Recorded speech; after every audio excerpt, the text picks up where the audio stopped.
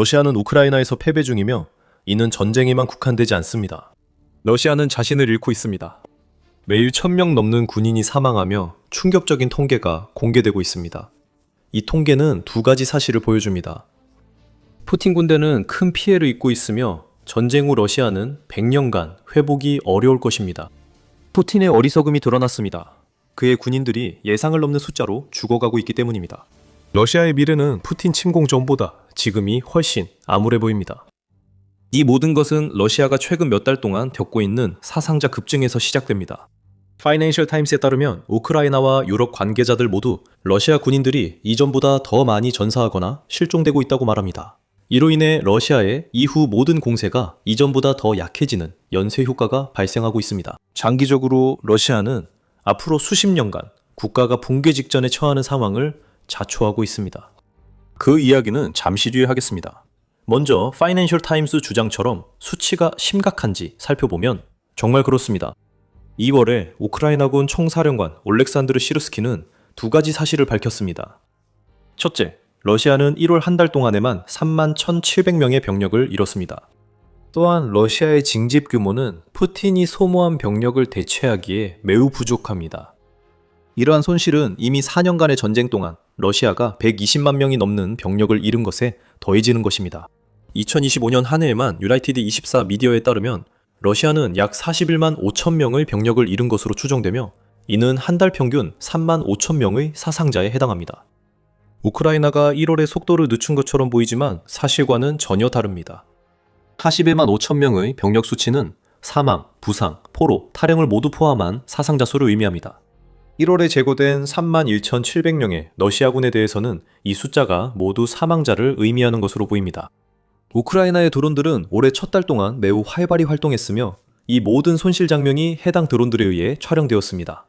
이 영상들은 모두 우크라이나의 델타 시스템에 업로드되어 검증이 가능하게 됩니다. 수학천재가 아니더라도 1월에 3만 1,700명의 병사가 사망했다는 것은 하루에 1000명 이상의 손실이 발생했다는 것을 알 수 있습니다. 정확히 말하자면 1022.6명입니다.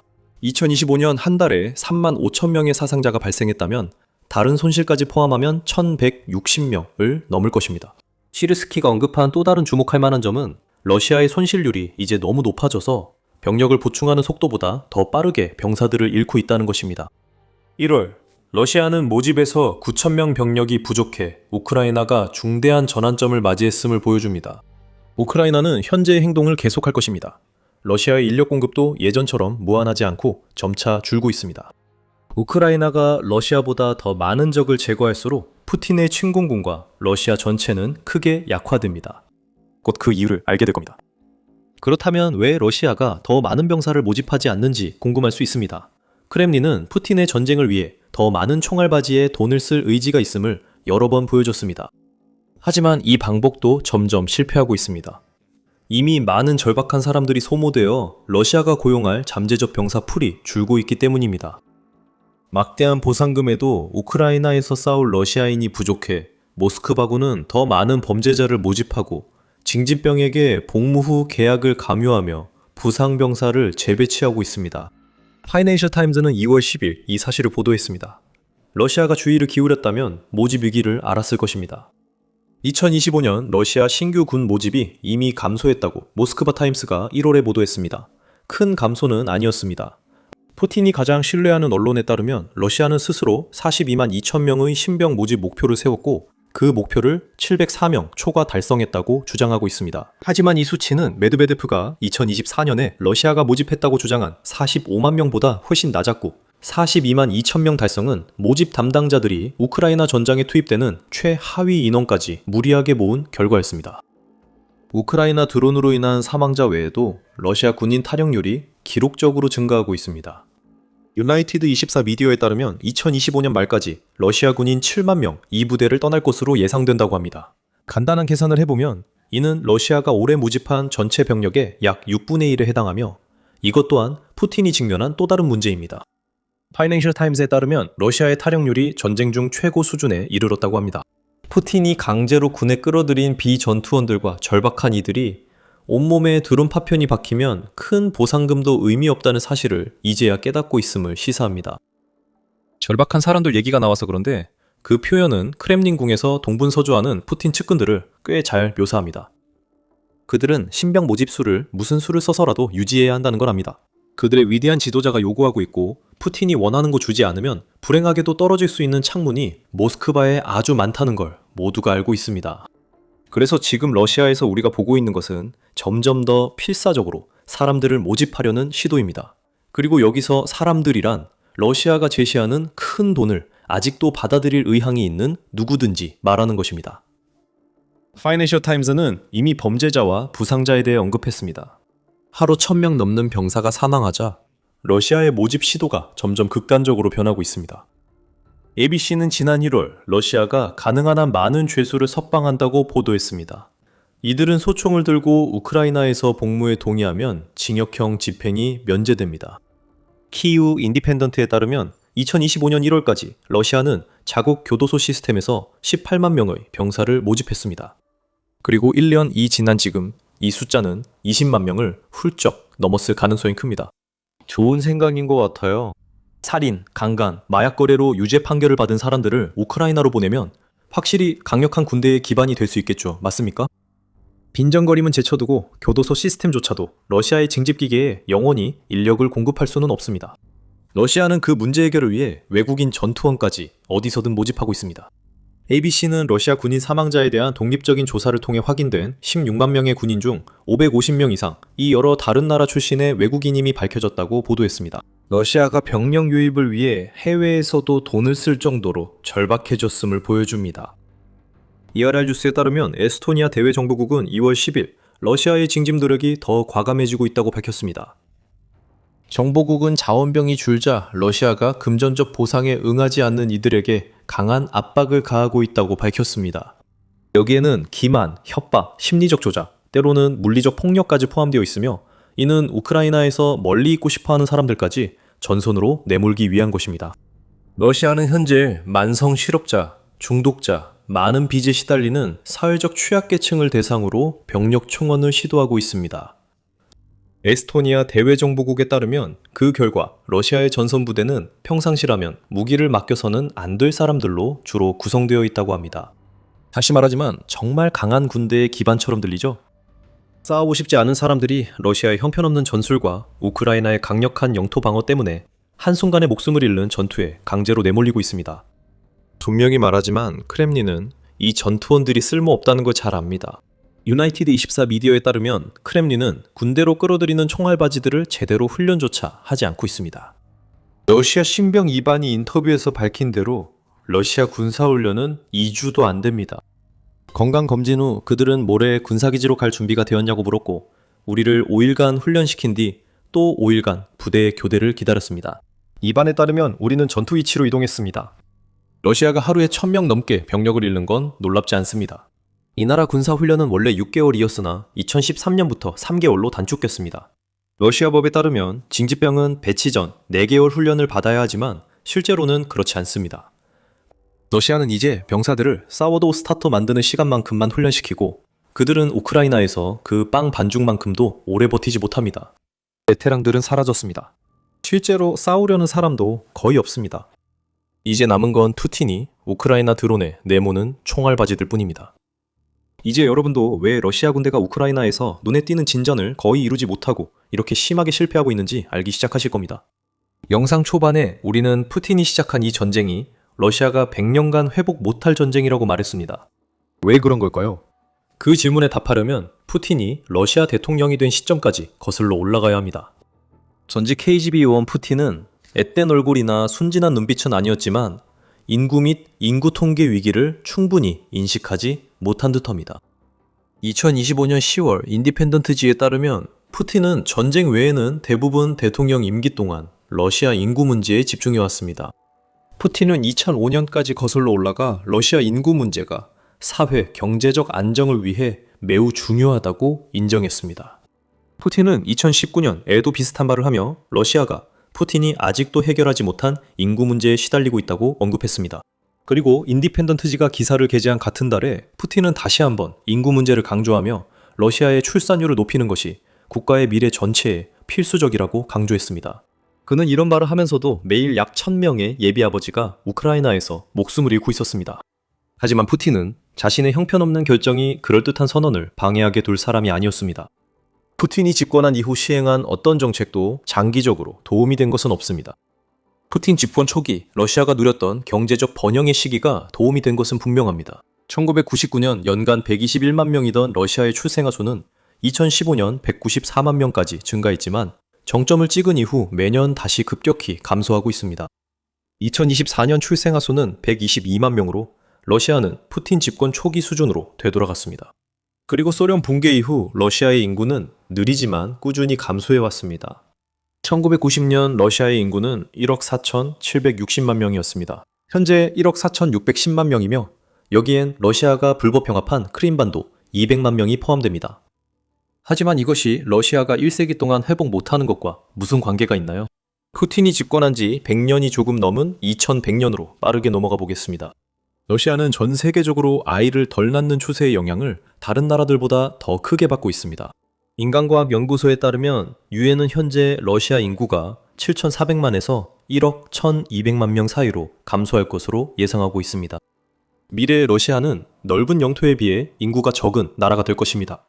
푸틴은 이를 잘 알고 있습니다. 인간과학연구소에 따르면 러시아 인구는 중국, 인도, 미국보다 적고 브라질과 에티오피아의 절반, 나이지리아와 파키스탄의 3분의 1 수준에 불과하다고 합니다. 이 문제는 러시아가 한 세기 동안 겪었고 이미 그 길에 4분의 1을 지났습니다. 이제 이 자연적 위기에 잔혹하고 소모적인 전쟁까지 더해졌습니다. 이 전쟁으로 러시아는 이미 122만 명이 넘는 자국민, 그것도 거의 모두 남성을 잃었습니다. 이 전쟁은 아직도 하루 1000명 넘게 희생되고 있습니다. 포브스 전 기고가 데이비드 엑스는 2025년 5월의 진격 속도가 이어진다면 러시아가 전쟁에서 승리하려면 2256년까지 걸리고 1억 100만 명이 목숨을 잃을 수 있다고 했습니다. 수많은 잠재적 아버지가 사라지면 100년 후 러시아에 어떤 영향이 있을까요? 인구 측면에서는 결코 좋은 영향이 아니며 러시아의 인구 감소는 푸틴이 마지막 숨을 거둔 이후에도 오랫동안 나라를 망가뜨릴 것으로 보이는 여러 문제로 이어집니다. 카네기 재단이 지적했듯이 러시아는 소련 붕괴 시기에 출생률 측면에서 매우 비슷한 일을 겪었습니다. 하지만 낮은 출생률로 인한 문제들은 옛 소련 공화국에서 고국으로 이주해온 러시아어를 사용하는 시민들의 유입으로 완화되었습니다. 러시아는 더 이상 그런 식으로 쉽게 문제를 해결할 수 있는 방법이 없습니다. 여전히 러시아로 이주하는 사람들이 있지만 이들은 러시아어 사용자가 아니며 이민자들은 더 많은 선택지가 생겼습니다. 연구소는 예전 중앙아시아 노동자들의 대규모 이주를 언급합니다. 러시아에는 현재 이 인구 집단이 약 300만, 350만 명 있는데 2012, 2013년에는 약 2배였습니다. 러시아도 여기서 딜레마에 빠져 있습니다. 아시아 지역에서 더 많은 이민자가 들어오면 러시아인의 정체성이 점점 약화됩니다. 하지만 지난 10여 년 동안 수백만 명의 외국인 이민자들이 떠나면서 러시아는 노동력을 잃게 되고 이는 막대한 경제적 문제를 야기합니다. 러시아는 이미 공대 인력이 부족해지고 있었습니다. 우크라이나에서 하루에 1000명 이상의 군인을 잃는 것은 그 과정을 더욱 가속화시키며 100년 동안 이어져 온 인구 위기를 심화시키고 있습니다. 우리는 이미 푸틴의 침공으로 인해 러시아 경제에 직접적인 영향이 나타나고 있는 것을 보고 있습니다. 10월에 포브스와의 인터뷰에서 애틀랜틱 카운슬 유라시아 센터의 부소장인 앤드류 다니엘이 씨는 러시아 측에서 30대 러시아 남성이 단연코 가장 많은 사상자 집단이라고 말했습니다. 이들은 곧 소득이 가장 높아질 남성들입니다. 한편 콘트라크니키로 불리는 자원병들은 우크라이나에서 싸우고 목숨을 잃는 대가로 정부의 큰 초기 보상금을 택했습니다. 가장 중요한 건 목숨을 잃는 점입니다. 죽은 30대는 모두 가정을 꾸릴 수 없는 러시아인이거나 가족을 남겨두고 떠난 사람입니다. 이 모든 것은 이미 러시아의 심각한 인구 위기로 이어지고 있습니다. 앞으로 75년 동안 상황은 더욱 악화될 것입니다. 러시아는 숙련된 병사들을 이미 소모했고 지금 우크라이나에 보내는 인원은 대부분 총알바지입니다. 러시아가 잃는 이들 중 일부는 다양한 기술을 가진 사람들이었습니다. 일부는 러시아 인프라 개발을 도운 엔지니어였을 수도 있습니다. 일부는 러시아에 필요한 반숙련 노동자일 수 있습니다. 이들은 현재 81%만 가동 중인 공장에 필요하지만 인재와 자금 유출로 가동률은 더 떨어질 전망입니다. 푸틴의 전쟁은 하루에 1000명 넘는 군인뿐만 아니라 노동자들도 죽이고 있습니다. 이 전쟁은 남편, 아버지, 직장인, 생계, 광산, 국가의 미래 번영에 필요한 모든 것을 파괴하고 있습니다. 물론 러시아라는 존재는 아마도 다음 세기까지 살아남겠지만 푸틴의 영토 확장 망상 때문에 중국과 인도 같은 신흥 글로벌 강대국들이 자신들을 앞질러가는 모습을 지켜보며 살아남게 될 것입니다. 결국 모든 것은 러시아에서 누가 재건할지로 귀결됩니다. 푸틴의 잘못된 야망에 희생되는 이들은 그 일을 하지 않을 것입니다. 그들은 일하거나 아이를 낳는 등 2100년이면 불가피해 보이는 운명에서 러시아를 구할 어떤 일도 하지 않을 것입니다. 심지어 73세인 러시아 대통령 푸틴도 아닙니다. 그가 러시아가 불멸을 가장하기 위해 계속해서 대역을 쓸 생각이 아니라면 그 역시 오래 남아있지 않을 것입니다. 다시 전장으로 돌아가 봅시다. 지금 우리가 보고 있는 러시아군의 엄청난 사망자 수는 앞으로도 나아질 기미가 없습니다. 우크라이나 국방부는 한 달에 5만 명의 러시아 병사를 사살하는 것을 목표로 삼고 있습니다. 이는 푸틴의 월급을 위해 싸우려는 사람이 더 이상 많지 않은 러시아의 징집 위기를 더욱 악화시킬 뿐입니다. 이러한 사망자 한 명 한 명이 우리가 방금 설명한 방식으로 러시아의 인구 문제를 더욱 악화시킬 것입니다. 현재 전장에서 우리가 보고 있는 상황으로 미루어 볼 때 우크라이나는 이 목표를 달성할 가능성이 높습니다. 러시아의 공세는 이미 약해지고 있습니다. 딥스테이트 UA 모니터링 프로젝트에 따르면 러시아가 현재 속도로 돈바스 지역을 완전히 점령하려면 최소 2년 이상 걸릴 것이라고 합니다. 그것은 앞으로 2년 동안 계속되는 죽음이며 지금까지 러시아가 잃은 것을 대략적으로 추산하면 나라에 약 60만 명 정도의 추가 희생자가 발생할 것입니다. 러시아의 대규모 기계화 돌격이 과거의 일인 점을 고려하면 더 많을 수 있습니다. 러시아는 장갑차를 사람보다 먼저 소진했습니다. 러시아는 보병을 하차시켜 소규모 이득을 얻으려 하지만 침투 전술로 인해 사상자가 더 많이 발생하는 것이 일상이 되었습니다. 소위 특별 군사 작전이 실패하자 푸틴은 내기를 걸었습니다. 러시아가 충분한 압박을 가하면 우크라이나가 무너질 것이라는 거였죠. 카네기 재단 마이크 카우프만은 그 내기가 실패했다고 말합니다. 푸틴은 전방위적이고 지속적인 압박이 결국 우크라이나 붕괴로 이어질 것이라고 내다봤습니다. 하지만 카우프만은 러시아군의 전투 방식으로는 작전상 의미 있는 돌파구를 만들 수 없다고 말합니다. 이제 우리가 물을 수 있는 것은 푸틴이 이 모든 것을 얼마나 오래 계속할 것인가 하는 점입니다.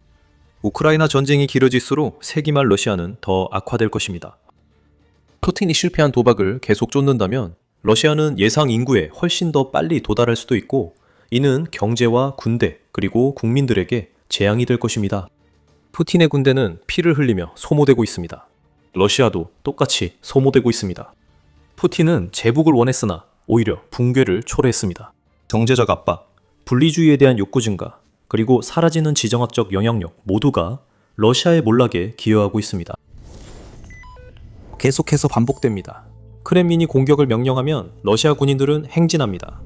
장갑차 없이 끔찍한 상태로 군인들은 드론이 많은 살상지대를 건너 우크라이나 군인들과 싸우려 합니다. 우크라이나 군인들은 그들을 파괴하려 기다립니다. 불가피한 일이 벌어집니다. 러시아 군인 사망자가 사상 최고치에 달했습니다. 블라디미르 푸틴의 군대는 지워지고 있으며 드론 폭풍이 몰아치며 러시아의 현대 역사상 최악의 군사적 손실을 안기고 있습니다.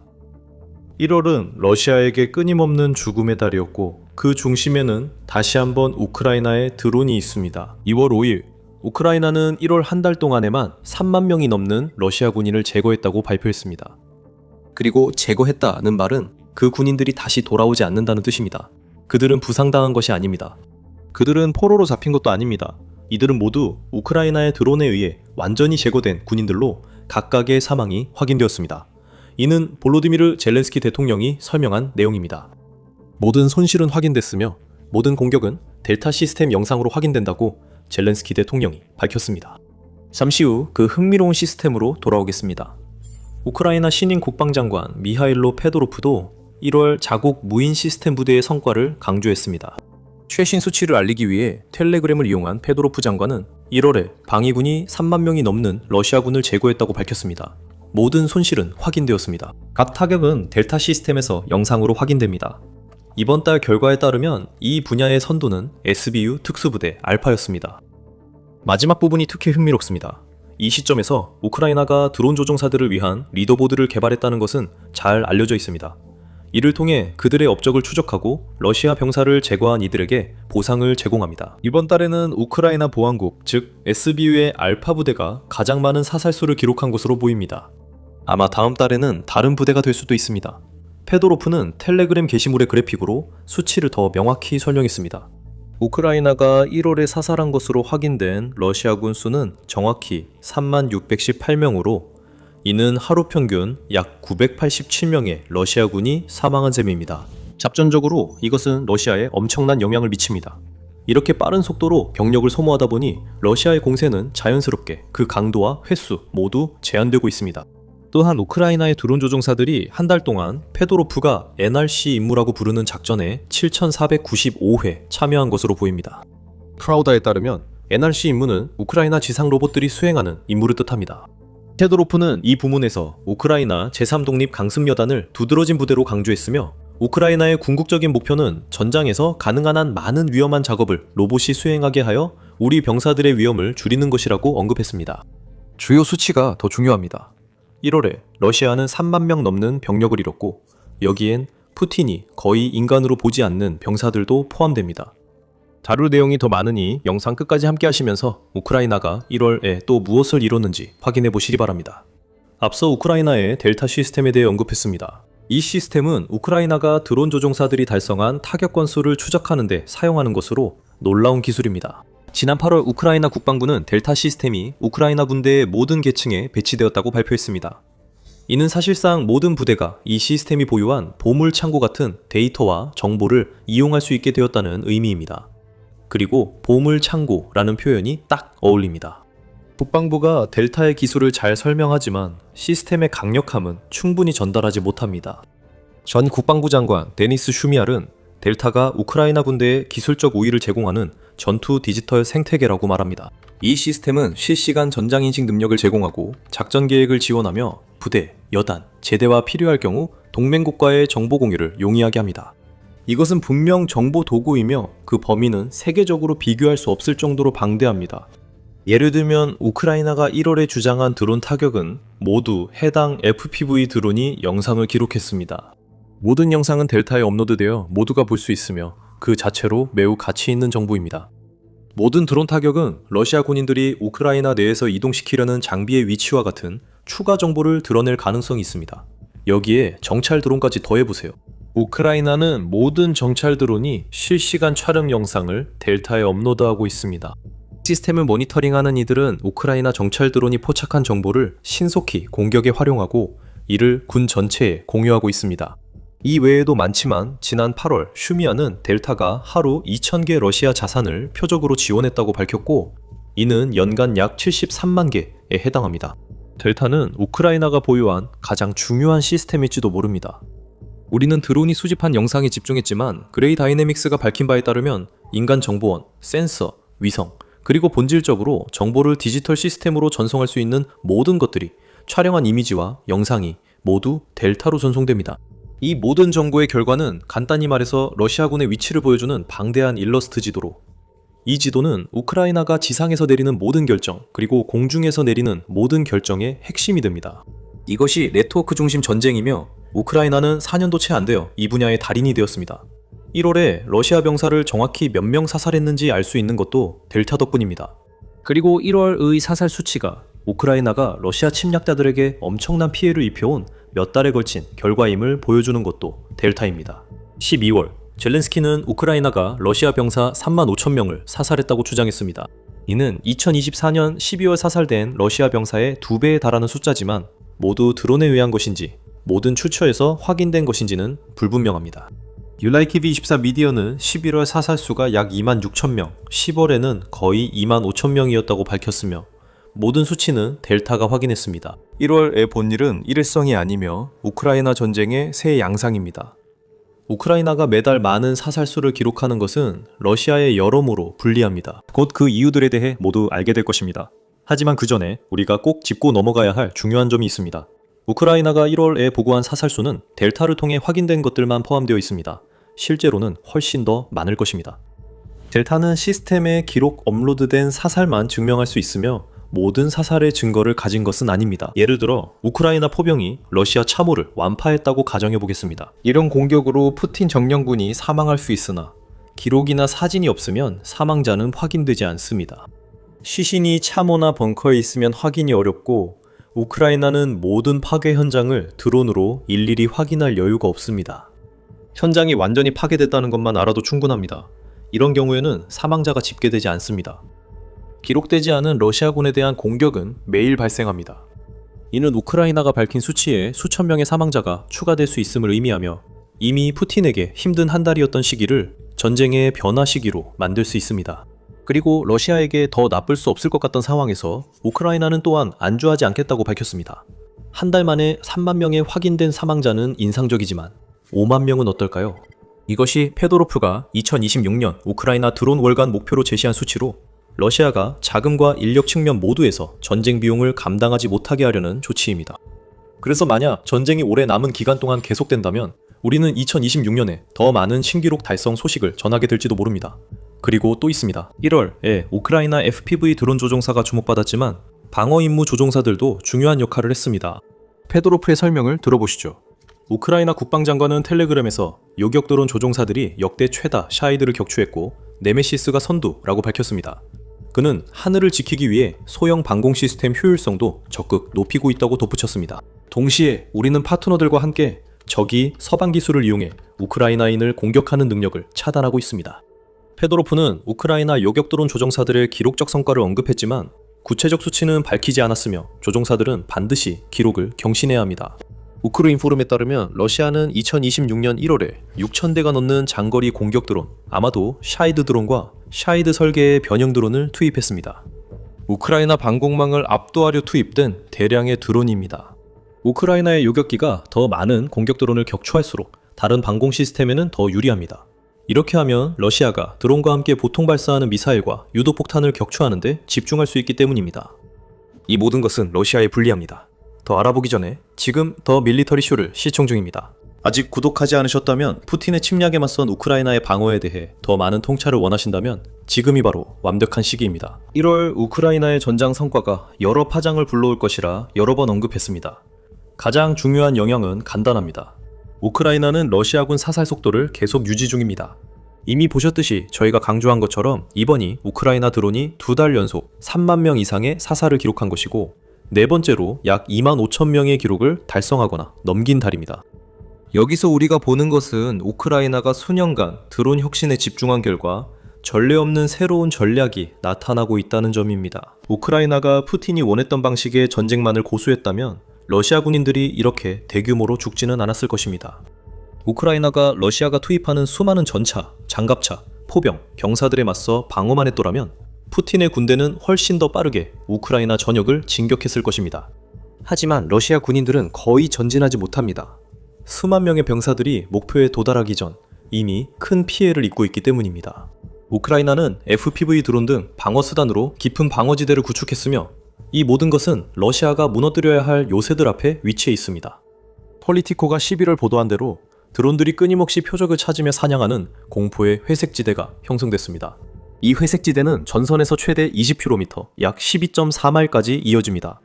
양쪽 모두 병사들이 그 회색지대에 있길 원치 않습니다. 우크라이나는 병사 파견이 필요 없습니다. 이런 공격을 감행하는 쪽은 러시아입니다. 즉 러시아가 수천 명의 병사들을 1차 세계대전 참호전에서 볼 수 있었던 그 무인지대의 현대판을 건너게 하고 있다는 뜻입니다. 우크라이나의 도시 방어는 이제 이런 킬존에 크게 의존하고 있으며 이 킬존이 얼마나 효과적인지 입증되고 있습니다. 러시아는 이 구역을 건너려다 많은 병력과 장비를 잃고 있습니다. 우크라이나 방어군은 뒤에서 러시아 병사들이 스스로 희생되도록 두고 있습니다. 러시아군이 돌파에 성공하더라도 그들은 완전히 소진된 상태입니다. 우크라이나는 러시아 공격군을 소모전으로 견제해 살상구역에 틈을 만들고 이를 통해 목표 지점에 반격할 수 있습니다. 우크라이나는 수천 명의 병사를 보낼 필요가 없습니다. 살상구역과 그 안을 날아다니는 수천 대의 드론이 제 역할을 다 하고 나면 우크라이나는 반격에 나설 수 있습니다. 2월 5일 또 다른 흥미로운 사실이 드러났습니다. MBC 뉴스에 따르면 젤렌스키는 러시아와의 전투에서 우크라이나 군인 5만 5천 명이 사망했다고 인정했습니다. 이것은 우크라이나의 비극이지만 동시에 우크라이나가 러시아 침략에 얼마나 효과적으로 영토를 방어했는지 더욱 극명하게 보여줍니다. 5만 5천 명은 우크라이나가 12월과 1월에 러시아군에게 입힌 사망자 수보다 적은데 두 달을 합치면 총 6만 5천 명에 달합니다. 즉 러시아는 두 달 만에 우크라이나가 거의 4년간 잃은 병사들보다 더 많은 병력을 잃었습니다. 이 숫자에 대해 자세히 알 수 있습니다. 2025년 2월 젤렌스키는 우크라이나 군인 4만 6천 명이 전사했다고 밝혔습니다. 지난 1년간 우크라이나는 9천 명의 병사를 잃었고 이는 한 달 평균 750명입니다. 러시아는 1월 한 달 동안 이 수치의 40배를 잃었습니다. 이것은 두 가지를 보여주는 충격적인 통계입니다. 러시아의 전략은 효과가 없으며 우크라이나는 드론을 성공적으로 활용해 막대한 사상자를 내는 동시에 자국 병사들의 생명을 지키고 있습니다. 다시 말해 우크라이나는 푸틴이 예상한 전진 규칙을 완전히 바꿨습니다. 러시아는 어떤 방어책도 효과가 없어 보입니다. 점령지에서는 그물망과 신호 방해로 우크라이나 드론 공격을 막을 수 있지만 살상구역에서는 러시아 병사들이 직접 생존해야 합니다. 실제로 어떤 경우에는 러시아가 보병을 우크라이나 방어선에 돌격시키고 있기 때문입니다. 4명에서 6명 정도의 소규모 부대라면 그 부대가 무너지는 데는 그리 많은 것이 필요하지 않습니다. 이들이 살상구역을 통과할 때 러시아 병사들은 마치 머리 없는 닭처럼 공황에 빠져 이리저리 뛰어다니다가 결국 피할 수 없는 일이 벌어집니다. 드론이 그들을 찾아내는 것이죠. 델타는 새로운 영상을 봤습니다. 우크라이나의 살상구역 전략에 차질을 줄 변수는 드론 부족뿐입니다. 이 경우 병사들은 더 적극적으로 도시를 방어해야 합니다. 하지만 푸틴이 그걸 바랐다면 그 희망은 이미 사라졌습니다. 1월 26일 밀리터니는 우크라이나가 2026년에 다양한 종류의 드론을 700만 대 이상 생산할 계획이라고 보도했습니다. 그 수치는 우크라이나 국방부 차관인 세르하이 보예프가 공개한 것입니다. 그는 우크라이나의 드론 덕분에 자신이 타격구역이라고 부르는 20km의 살상구역을 만들 수 있게 되었다고 덧붙였습니다. 그리고 드론 생산이 확대됨에 따라 우크라이나는 이 살상구역을 100km, 약 62마일로 확장할 예정입니다. 이는 우크라이나 방어선에 접근하려는 러시아 병력과 장비를 제거하는 것뿐만 아니라 러시아의 잡전 심도에 위치한 표적을 타격함으로써 달성될 것입니다. 이것은 또 다른 진화입니다. 우크라이나는 전선 병사들에게 FPV 드론이 지옥 같은 상황을 만드는 한편 중거리 드론으로 후방 보급 거점, 지휘소, 병력 집결지 등을 공격할 예정입니다. 델타는 우크라이나 병사들에게 정보를 제공하며 이들은 드론을 활용해 과거 같았으면 엄청난 위험에 처했을 작업을 수행할 수 있게 되고 있습니다.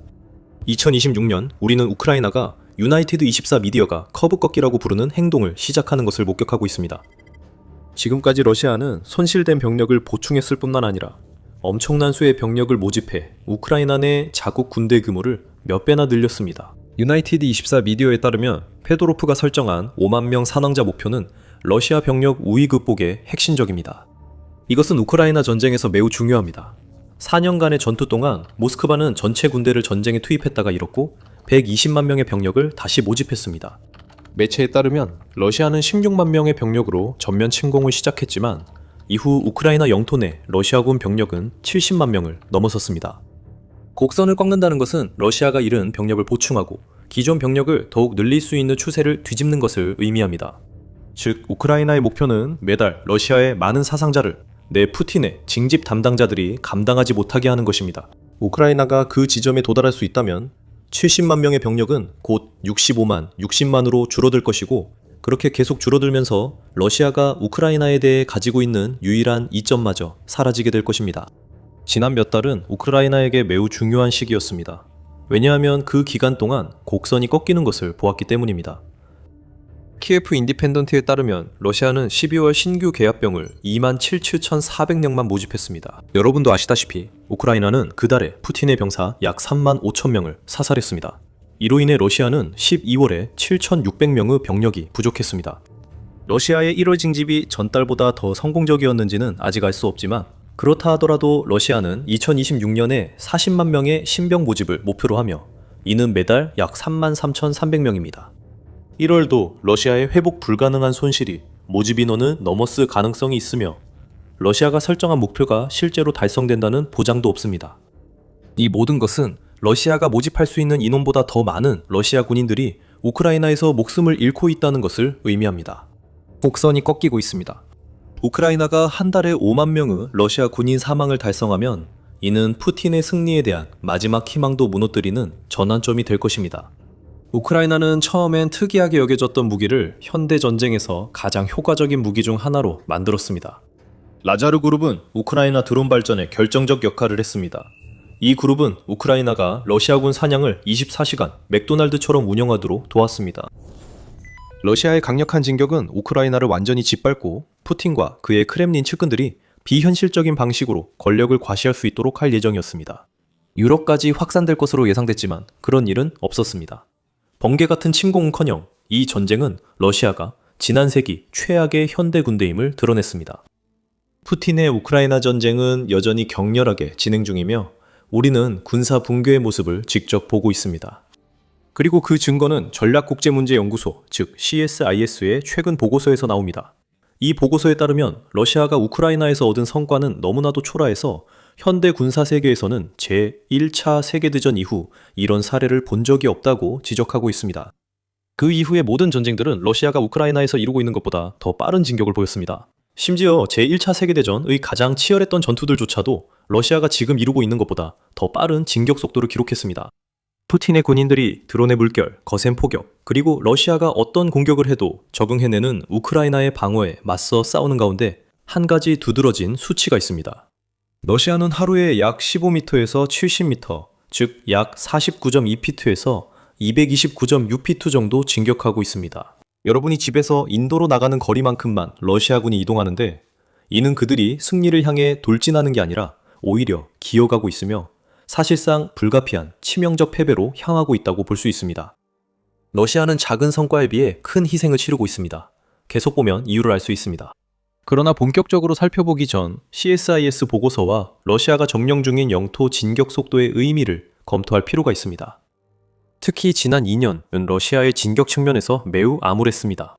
2024년 2월 도네츠크주의 아브디우카 함락 후 러시아는 모든 주도권을 쥐고 도네츠크를 마음대로 장악할 수 있다고 믿었습니다. 러시아의 앞길을 가로막고 있던 것은 포크로스크라는 도시뿐이었는데 이 도시는 도네츠크와 동부전선 전체에서 우크라이나의 핵심 물류 및 교통 중심지로 자리 잡았습니다. 러시아는 그 목표를 점령하기만 하면 됐습니다. 아브디우카가 함락된 순간부터 포크로스크는 거의 끊임없이 공격을 받았습니다. 활공 폭탄이 계속해서 도시에 떨어지며 건물들을 파괴했고 한때 인상적이었던 도시의 흔적마저도 사라지게 만들었습니다. 러시아는 장거리 드론과 FPV 드론을 모두 투입해 병력을 포크로스크에 더 가까이 접근시켰고 병사들이 도시와 거의 맞닿을 정도로 다가가자 곧바로 포격과 보병 돌격이 시작됐습니다. 이것이 러시아의 전형적 전술입니다.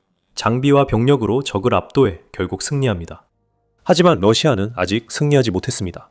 CSIS에 따르면 러시아는 아브디우카가 함락된 2026년 1월 이후 포크로스크 방향으로 겨우 50km, 약 31마일 정도만 전진하는 데 그쳤습니다. 이것은 앞서 언급한 하루에 70m라는 매우 느린 진격 속도와 같습니다. 그리고 이는 러시아가 포크로스크를 부분적으로 장악하는데 거의 2년이 걸렸다는 것을 의미합니다. 부분적이라고 하는 이유는 우크라이나가 여전히 도시 북쪽을 방어해서입니다.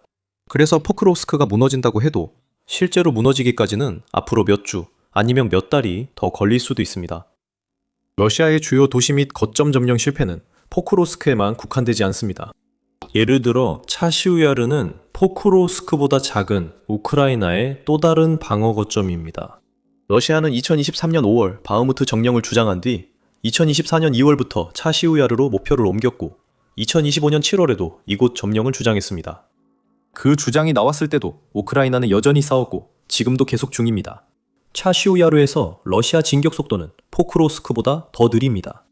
CSIS 기사에 대한 보도에서 유나이티브24 미디어는 러시아군이 차시우야르를 점령하려고 시도한 2년 동안 약 10km, 즉 약 6.2마일을 전진했다고 전했습니다.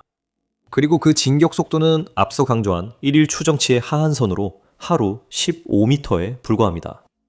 러시아가 최대한 빠르게 진격하려고 적극적으로 시도하는 전선 곳곳을 보면 이런 종류의 실패를 어디서나 볼 수 있습니다. 하르키우에 위치한 쿠피안스크 지역에서 러시아는 전진에 성공했습니다. 2024년 11월 중순 이후로 불과 9.5km, 약 5.9마일을 전진했는데 이는 하루 평균 23m, 즉 75피트 조금 넘는 거리입니다. 참고로 러시아는 쿠피안스크 점령을 주장했습니다. 차지비야르 때와 마찬가지로 이유가 있는데 이는 영상 후반부에 공개하겠습니다. 러시아에게 유일한 긍정적인 점은 자포리자주에 위치한 훌리아폴라시를 점령하려는 시도에서 빠르게 진격했다는 것입니다. 그곳에서 러시아군은 18.5km, 즉 약 11.5마일을 전진하는 데 성공했으며 하루에 297m, 약 974피트의 속도로 진격하고 있습니다. 하지만 우크라이나의 다른 지역에서 벌어지고 있는 상황을 본 러시아는 우리가 언급한 다른 세 지역에서 우크라이나가 보여준 것과 같은 방어가 훌리아 폴라 지역에서도 시작되기 전에 과연 얼마나 오랫동안 그런 진격 속도를 유지할 수 있을지 고민하게 될 것입니다. 이제 흥미로운 수치를 살펴보겠습니다. 러시아의 진격 상황이 지난 한 세기 동안 우리가 다른 전쟁과 전투에서 봐왔던 것들과 어떻게 비교되는지 알아보겠습니다. 앞서 언급했듯이 훌리아 폴라를 제외한 러시아의 현재 공세는 지역별로 하루 15, 70m 진격에 그치고 있습니다. 이는 참혹하고 지루했던 솜전투 당시보다도 느린 속도입니다. 그때는 영국과 프랑스 연합군이 하루에 최소 80m, 약 260피트 정도는 진격했으니까요. 그 전투는 제1차 세계대전 전체를 통틀어 가장 참혹했던 전투 중 하나였으며 1916년 7월 1일 하루 동안 영국군이 5만 7천 명의 사상자를 낼 정도였습니다.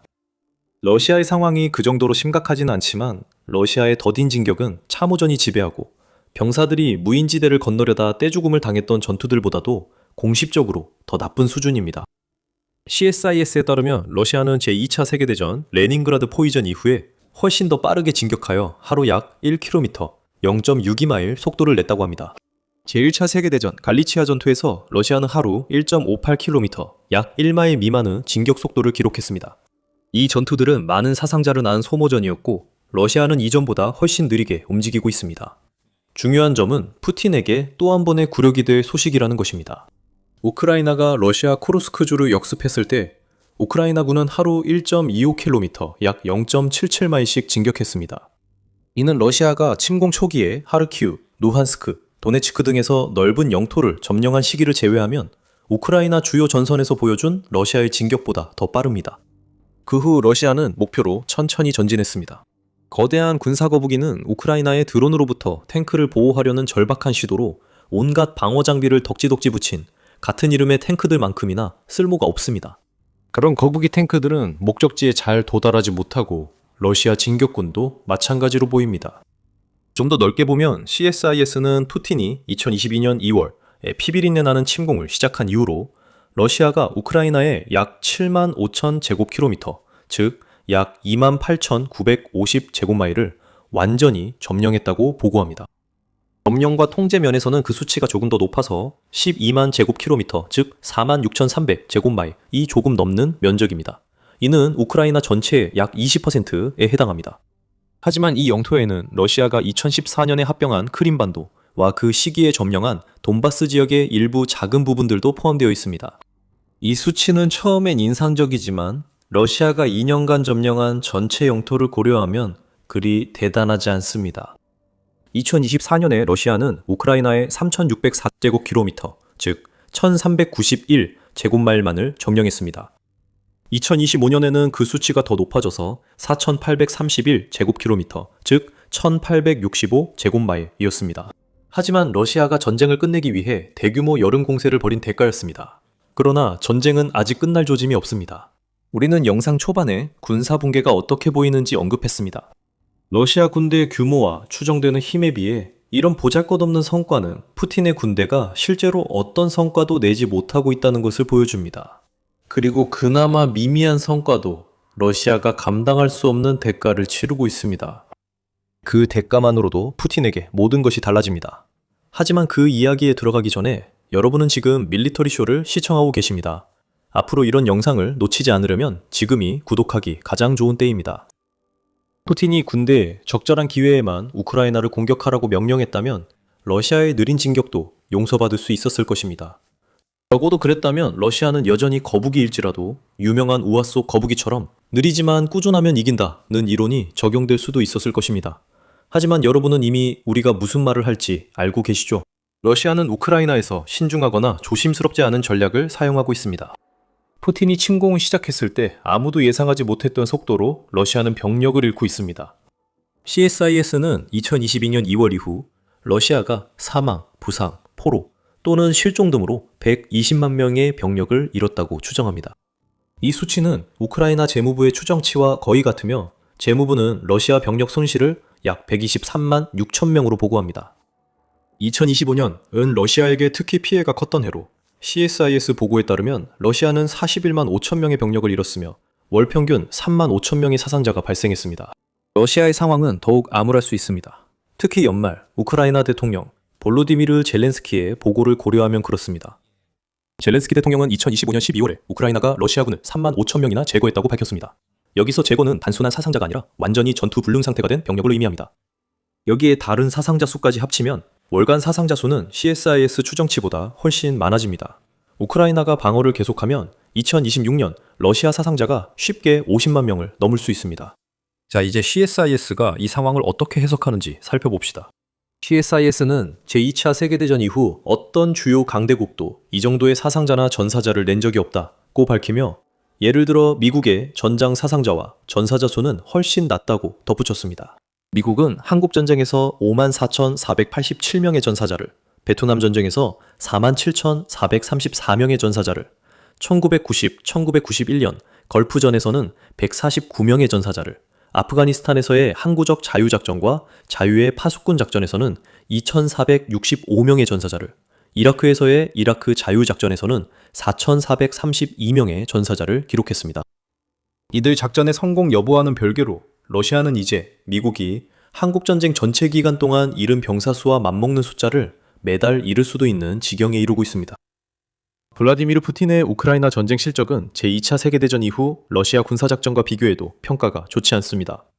현재 전략국제문제연구소 CSIS가 추정한 러시아군 전사자 수는 27만 5천 명에서 32만 5천 명 사이로 1990년대와 2000년대에 벌어진 두 차례 체첸 전쟁 당시 전사자 수보다 11배나 많습니다. 그리고 1980년대 옛 소련이 아프가니스탄에서 겪었던 전사자 수보다 17배나 많습니다. 마치 푸틴이 무슨 기록이라도 세우려는 것 같습니다. 그리고 가장 큰 대가를 치르면서 가장 느린 진전을 이룬 상은 러시아에게 돌아갑니다. 이 모든 상황을 러시아에게 더 어렵게 만드는 것은 러시아가 우크라이나가 푸틴의 군대에 입히고 있는 수준의 피해를 전혀 주지 못하고 있다는 점입니다. 이건 당연해 보입니다. 진격이 느리다는 건 러시아가 우크라이나 병사를 충분히 제거하지 못한다는 뜻입니다. 하지만 그 비율들은 흥미로운 결과를 보입니다. CSIS에 따르면 우크라이나는 2022년 2월 이후 약 50만에서 60만 명의 사상자를 냈으며 이는 러시아 사상자의 절반 이하입니다. 이 수치들은 러시아의 사상자가 우크라이나의 사상자에 비해 2대1에서 2.5대1 사이의 비율임을 보여줍니다. 지금까지 많은 통계를 소개했습니다. 이제 2026년과 우크라이나 전쟁의 미래에서 이것이 러시아에 어떤 의미가 있는지 살펴보겠습니다. 우리는 러시아 소모전 전략의 실제 영향을 가장 먼저 보고 있습니다. 러시아는 참여한 모든 전쟁에서 항상 수적 우위를 활용해왔습니다. 푸틴은 옛 소련식으로 문제 해결을 위해 병력을 대거 투입하는 전략만 따르고 있습니다.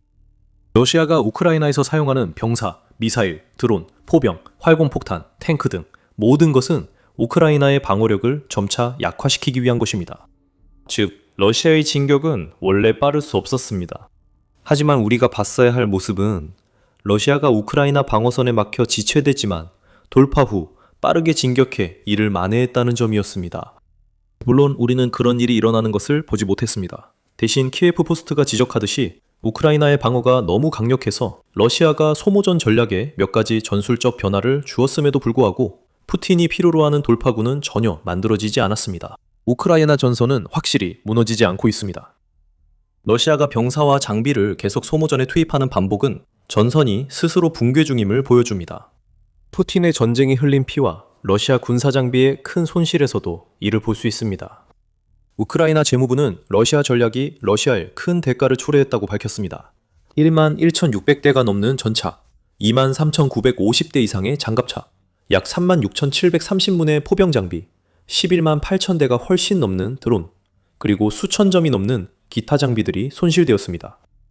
기본 논리상 이런 손실은 계속될 수 없습니다. 특히 러시아가 돌파구를 모색한다면 더욱 그렇습니다. 러시아 장갑차가 사라지고 베테랑이 죽으면서 공격이 약해집니다. 신병들이 그 자리를 메우지만 더 빨리 전사합니다. 이것만이 러시아가 치르는 대가는 아닙니다. 하지만 두 번째 유형의 대가에 대해서는 잠시 후에 다시 이야기하겠습니다. 앞서 영상 초반에 언급한 내용으로 돌아가겠습니다.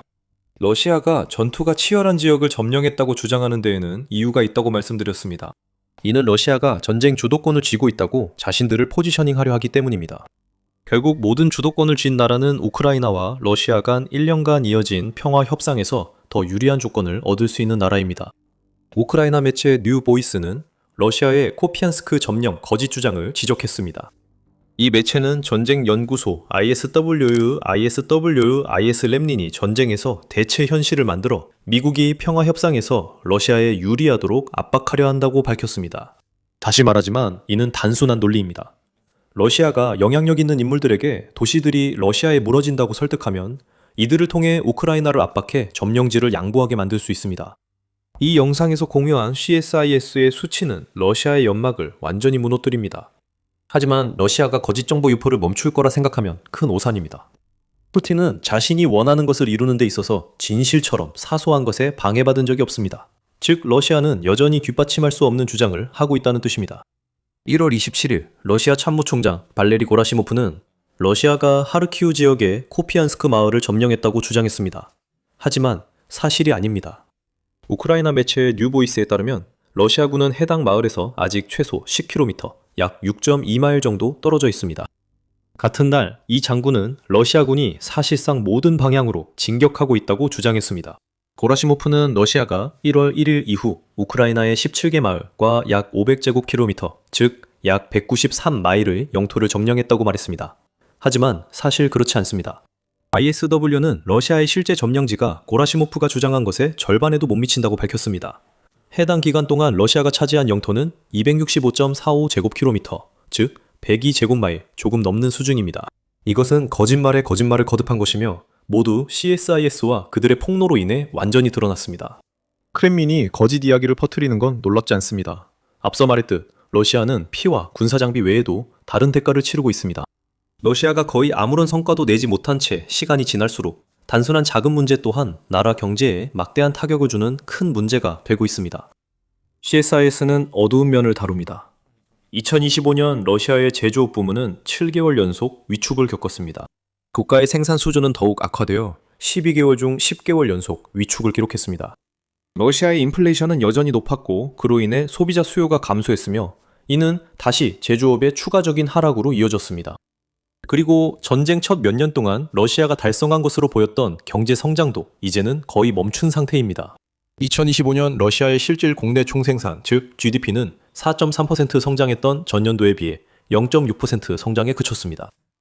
그리고 2026년에는 국제통화기금 IMF의 러시아의 성장률을 0.8%로 전망했는데 이는 이전에 이 기관이 예측했던 1%보다 낮아진 수치입니다. 여기에 줄어드는 석유 수익에서 비롯된 자본 문제, 외국인 투자 부족, 국제시장에서의 최소한의 차입까지 모두 합쳐집니다. 게다가 푸틴이 러시아 예산의 절반을 군사비에 쓰기로 한 근시안적 결정은 이미 폭발 직전인 여러 화약고 위에 또 하나를 얹는 셈입니다. 그렇다면 러시아에 남은 건 무엇일까요? 핵무기와 대규모 군대뿐입니다. 러시아는 자금과 혁신이 부족하고 대규모 군대에도 실제 지식이나 전투기술을 가진 인력이 점점 줄고 있습니다. 이는 그런 인력들이 이미 전사했기 때문입니다. 러시아는 이제 쇠퇴하는 강대국입니다. 우크라이나에서의 저조한 성과는 푸틴이 오랫동안 숨겨온 사실을 드러냈고 러시아 대통령에게 의문을 남겼을 것입니다. 그가 우크라이나를 침공하지 않았다면 러시아는 여전히 강대국인 척 할 수 있었을까요? 이제 그 질문에 답하기엔 너무 늦었고 푸틴에게 남은 건 2024년 이후 우리가 보아온 것과 같은 보잘것없는 성과와 막대한 손실로 가득 찬 미래뿐입니다. 우크라이나는 러시아식 전쟁 방식을 뒤집었고 이제 소모전은 우크라이나에게 유리하게 전개되고 있습니다. 푸틴의 마지막 희망은 우크라이나 서방 동맹국들이 군대 붕괴 전 포기하도록 설득하는 것입니다. 소련의 전성기 때 러시아는 세계에서 가장 강력한 나라 중 하나였습니다. 헤아릴 수 없이 많은 장비가 만들어졌으며 모두 미국과의 일어나지 않은 전쟁에 대비한 것이었습니다. 과거 소련 공국주의자들은 자신들이 만든 장비를 후손들이 사용 연한이 훨씬 지난 후에도 사용할 줄 몰랐을 것입니다. 러시아는 실제로 그렇게 하며 대가를 치르고 있습니다. 비축 장비가 고갈되어 낡아 빠진 소련제 장갑차를 어쩔 수 없이 투입하고 있습니다. 왜일까요? 우크라이나가 모든 것을 완전히 파괴했기 때문입니다.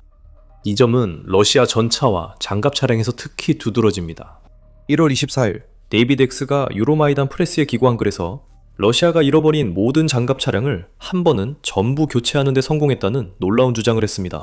하지만 그 교체분들은 소련 시절부터 보유하던 노후 예비 물자에서 나왔고 이제 그것도 모두 소모됐습니다. 러시아가 우크라이나에 보낸 장갑차처럼 모두 사라진 것입니다. 그리고 이제 전선에 더 약한 장갑차만 남아있기 때문에 우크라이나가 파괴할 장갑차를 대체할 예비 장비로 러시아가 보유한 것은 저장고에 아스팔트 위에 떠있는 허공뿐이라는 사실이 드러나는 것도 시간 문제입니다. 모든 것이 러시아에 순조롭게 시작된 듯 보였습니다. 푸틴이 이른바 특별 군사작전을 시작했을 때 러시아는 모든 면에서 수적 우위를 가지고 있었습니다.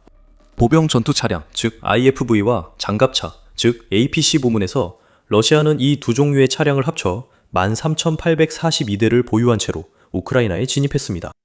러시아가 우크라이나를 압도하기에 충분한 숫자였고, 우크라이나가 러시아의 소모전 방식에 맞는 전략으로 대응할 것이라는 크렘린의 가정이 맞아떨어졌다면 더욱 그랬습니다. 그 가정은 오산이었습니다. 우크라이나의 비대칭 전략으로 러시아의 장갑차 운영이 더 어려워졌습니다. 자세한 내용은 영상에서 곧 확인할 수 있습니다. 하지만 전쟁의 처음 몇 년 동안 푸틴은 러시아 전략에 전적으로 몰두했습니다. 엄청난 수의 전차, 보병 전투 차량, 장갑차를 보내면 우크라이나의 방어선이 결국 무너질 것이라고 생각했습니다.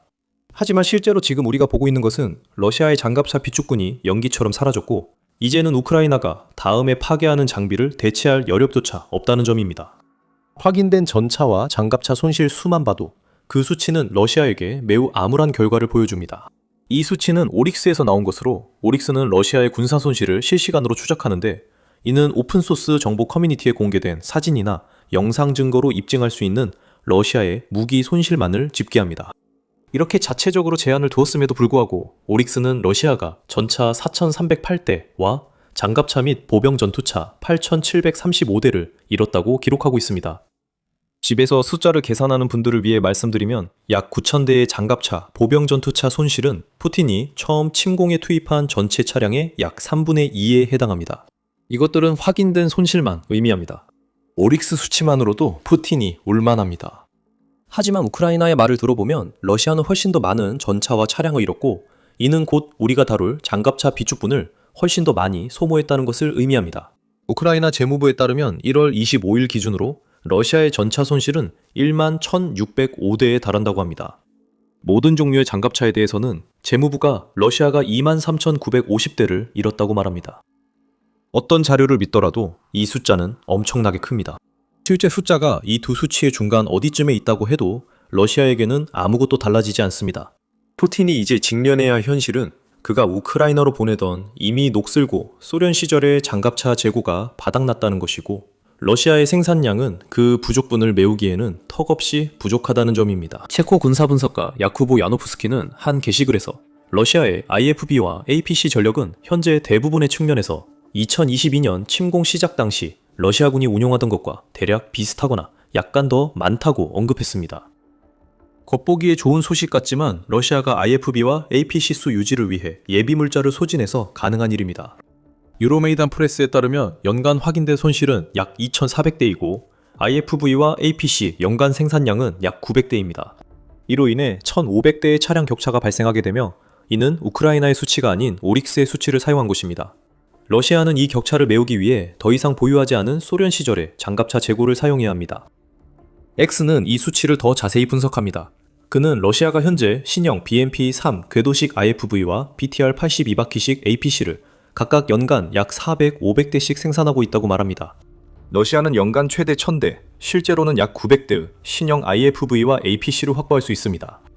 우크라이나 전쟁으로 인해 러시아가 이 차량들에서 입은 손실에 대해 말하자면, 러시아는 300대의 손실을 공식적으로 인정했습니다. 1960년대와 1970년대에 제작된 BMP-1과 BMP-2 IFV 3,600대입니다.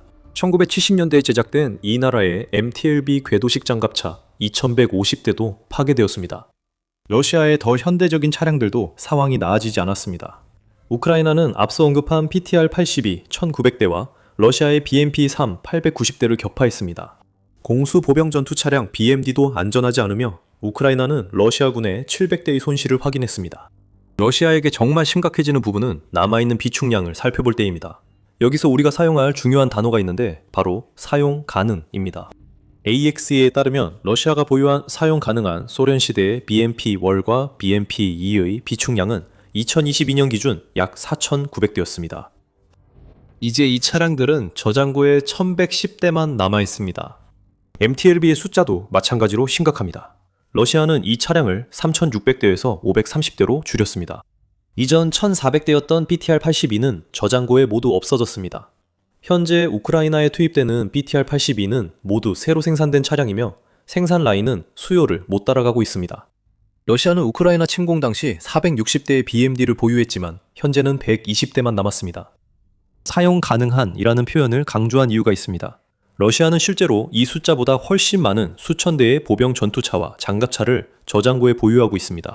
하지만 러시아가 보유한 이 썩어가는 소련제 차량 대부분은 상태가 너무나도 심각하게 망가져 있어서 러시아가 할 수 있는 최선은 그 차량들을 부품으로 분해해 그나마 사용할 수 있는 차량의 줄어드는 숫자를 보충하는 것입니다.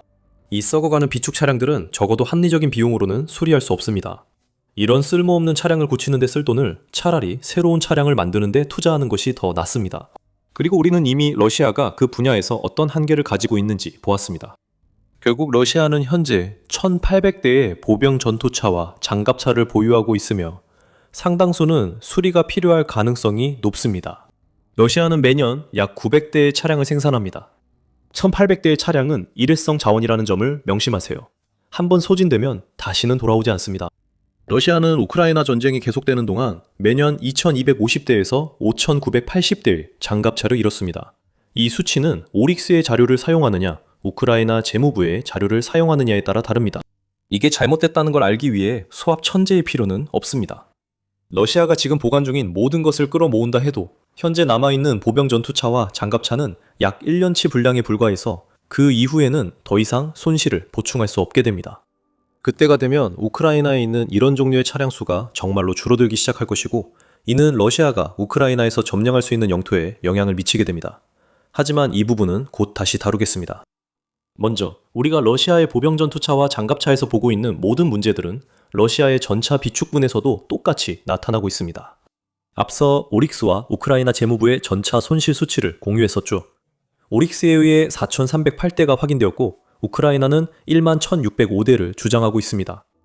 2025년 10월까지 우크라이나 뉴보이스는 러시아가 전차 비축분을 모두 소진했지만 이론적으로 복원 가능한 차체가 3,000대 남았다고 보도했습니다. 그래도 그건 꽤 적은 숫자입니다. 특히 우크라이나가 주장하는 러시아의 전차 손실이 맞다면 더더욱 그렇죠. 다시 말하지만 이는 우크라이나 드론에 쉽게 당할 구형 소련제 전차가 1년 정도 남았다는 의미입니다. X에 따르면 실제 저장고에 남은 사용 가능한 전차는 1030대에 불과할 수 있다고 합니다. 디펜스 익스프레스는 11월 러시아가 연간 약 250대의 T-90M과 150대의 T-80 PBM 전차를 생산 중이라고 밝혔으나 이는 손실을 만회하기엔 부족한 수준입니다. 러시아 장갑 전력이 전면적으로 무너지고 있습니다. 약 1년 후면 러시아는 비축해둔 장비가 모두 소진될 것이며 이는 우크라이나에서 겪고 있는 보병 전투 차량, 병력 수송 장갑차, 전차 손실의 엄청난 규모를 따라잡지 못하는 생산 시설에 의존해야 함을 의미합니다. 이런 내용이 바로 밀리터리 쇼의 주제입니다. 제대로 보도되지 않은 통계 자료도 많이 준비되어 있습니다.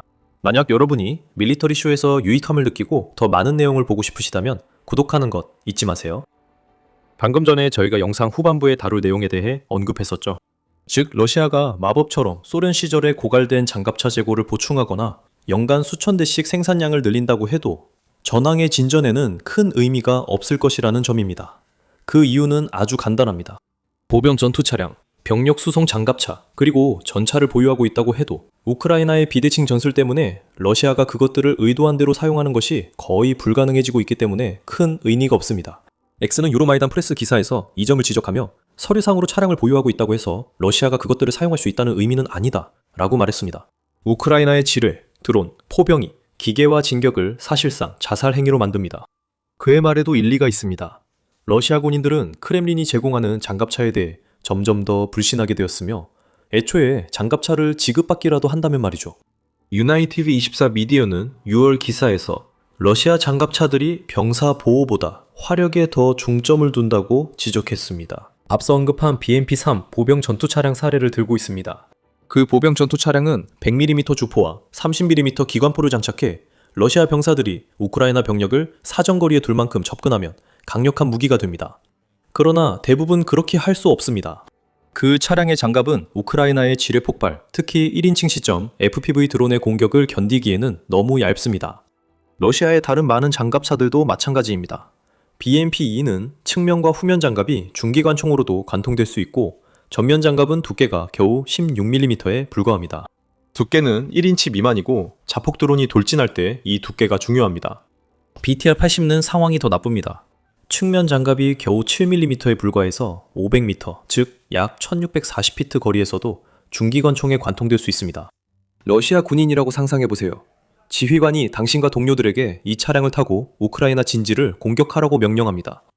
하지만 당신은 그 진지에서 몇 마일이나 떨어져 있고 그 사이에는 지뢰와 드론, 그리고 아마도 우크라이나군이 매복을 위해 특별히 만든 좁은 통로에서 기다리고 있는 거대한 살상구역이 있다는 걸 알고 있습니다.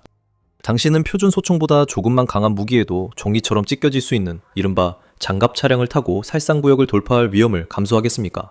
당연히 아니죠. 아마 도보 이동을 선호하겠지만 곧 그마저도 불가능한 이유를 알게 될 겁니다. 우크라이나의 FPV 드론이 얼마나 큰 피해를 줄 수 있는지 방금 언급했는데 이 드론들은 러시아가 남아있는 소수의 장갑 차량과 전차를 제대로 활용하지 못하게 만드는 가장 큰 장애물이 되었습니다. 며칠 사이 몇 건의 사건만으로도 충분히 설명됩니다. 1월 25일 UKR 인포먼드는 우크라이나의 무인 시스템 부대가 단 24시간 만에 전차 2대와 차량 29대를 파괴했다고 보도했습니다. 같은 날 디펜스 익스프레스는 우크라이나의 FPV 드론이 러시아의 터틀 탱크를 추적해 끊임없이 폭격하여 결국 파괴하는 영상을 공유했습니다. 참고로 이것들은 특별한 전차가 아니며 터틀 탱크는 대부분의 전차가 소련 시절의 것이라는 문제를 해결하려는 러시아의 방식입니다. T-62와 T-72 전차들은 임시 개조, 주로 용접된 장갑 껍데기로 둘러싸여 있는데 이는 드론에 대한 약간의 방어력을 얻는 대신 전차를 더 무겁고 운전하기 어렵게 만듭니다. 하지만 대부분 효과가 없습니다. 우크라이나는 이 전차를 파괴하려면 FPV 드론 몇 대만 더 보내면 됩니다. 러시아의 절박함이 유일한 방어 수단이 되었고 이는 우크라이나에 투입 중인 대체 장갑에서도 드러납니다. X가 지적했듯이 지난해 러시아 연대들은 대부분의 시간을 장갑차를 세워두고 대신 도보, 오토바이, 심지어 말까지 타고 공격했습니다. 더 가볍고 작은 이동수단이 상공 감시를 피할 가능성이 더 높습니다. 물론 피할 가능성이 더 높다고 해서 100% 피할 수 있다는 뜻은 아닙니다. 전혀 그렇지 않습니다. 러시아 기마부대가 중세 조상 정신을 계승하더라도 우크라이나 드론의 공격 앞에선 의미가 없습니다. 러시아는 이처럼 절박한 전술을 허세와 용감한 이들에 대한 존경심이라는 가면 뒤에 숨기를 하고 있습니다. 그리고 결코 겁에 질려서 갈색 바지를 입고 있는 것이 기쁜 군인들이 말 위에서 죽어가고 있다는 사실을 인정하지 않으려 합니다.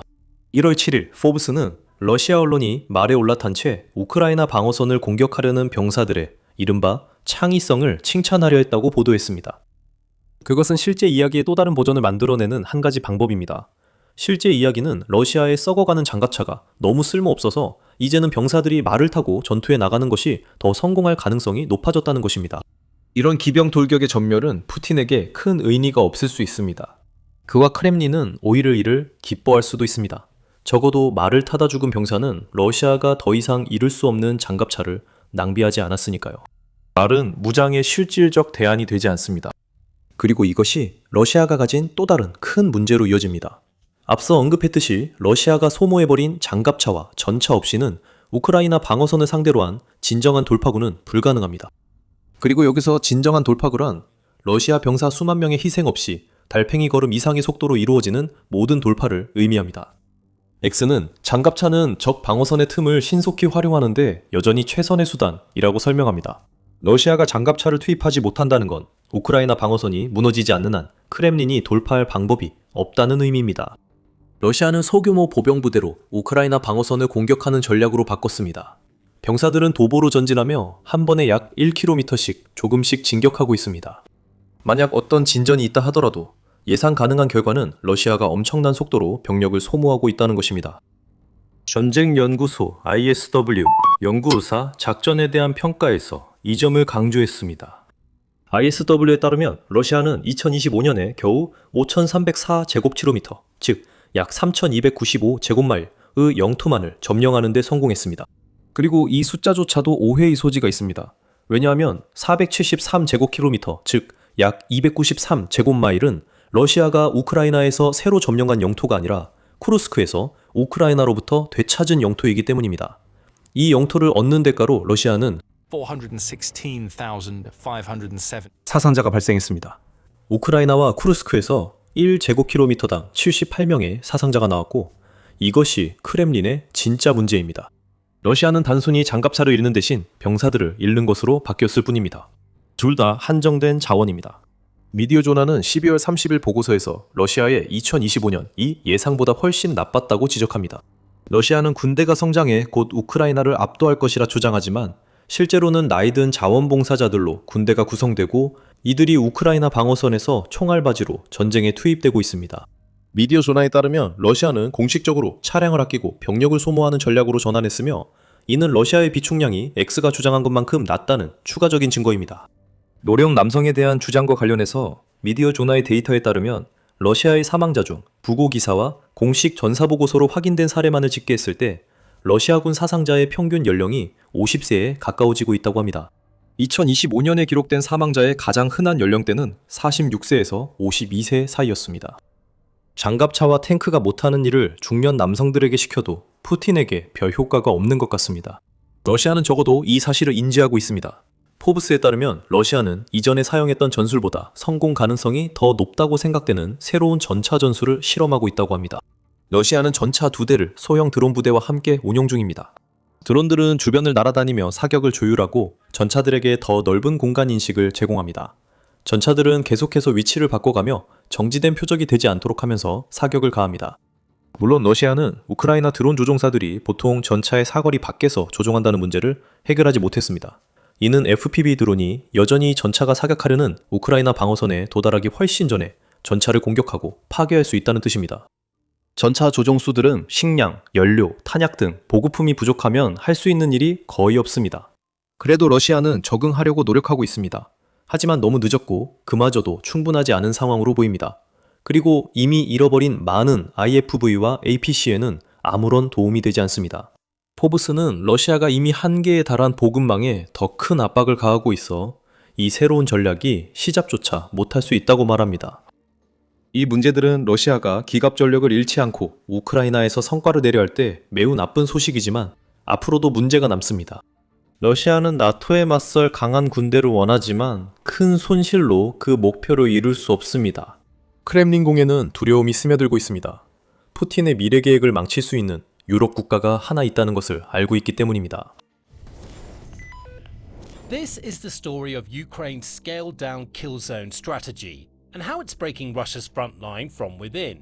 Let's jump straight in, starting with a single number that directly showcases Ukraine's massive success, 1.45%. That's how much Ukrainian territory has been captured between 2023 and 2025.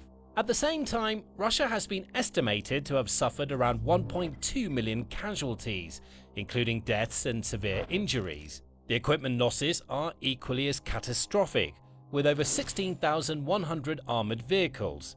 And the country's financial toll has resulted in Russian President Vladimir Putin announcing that it would need to cut military spending for 2026, the first time in 10 years, all in the middle of an active military conflict.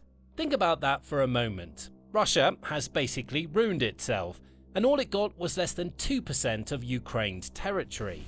In 2023, Russian forces managed to capture a meager 188 square miles. The year 2024 saw better results, with about 1,500 square miles seized, but that still amounts to less than 1% of Ukraine's total territory. By 2025, Russia's advances had slowed to a crawl, sometimes averaging just 150 to 400 feet per day in key sectors like Kupiansk and Pokrovsk.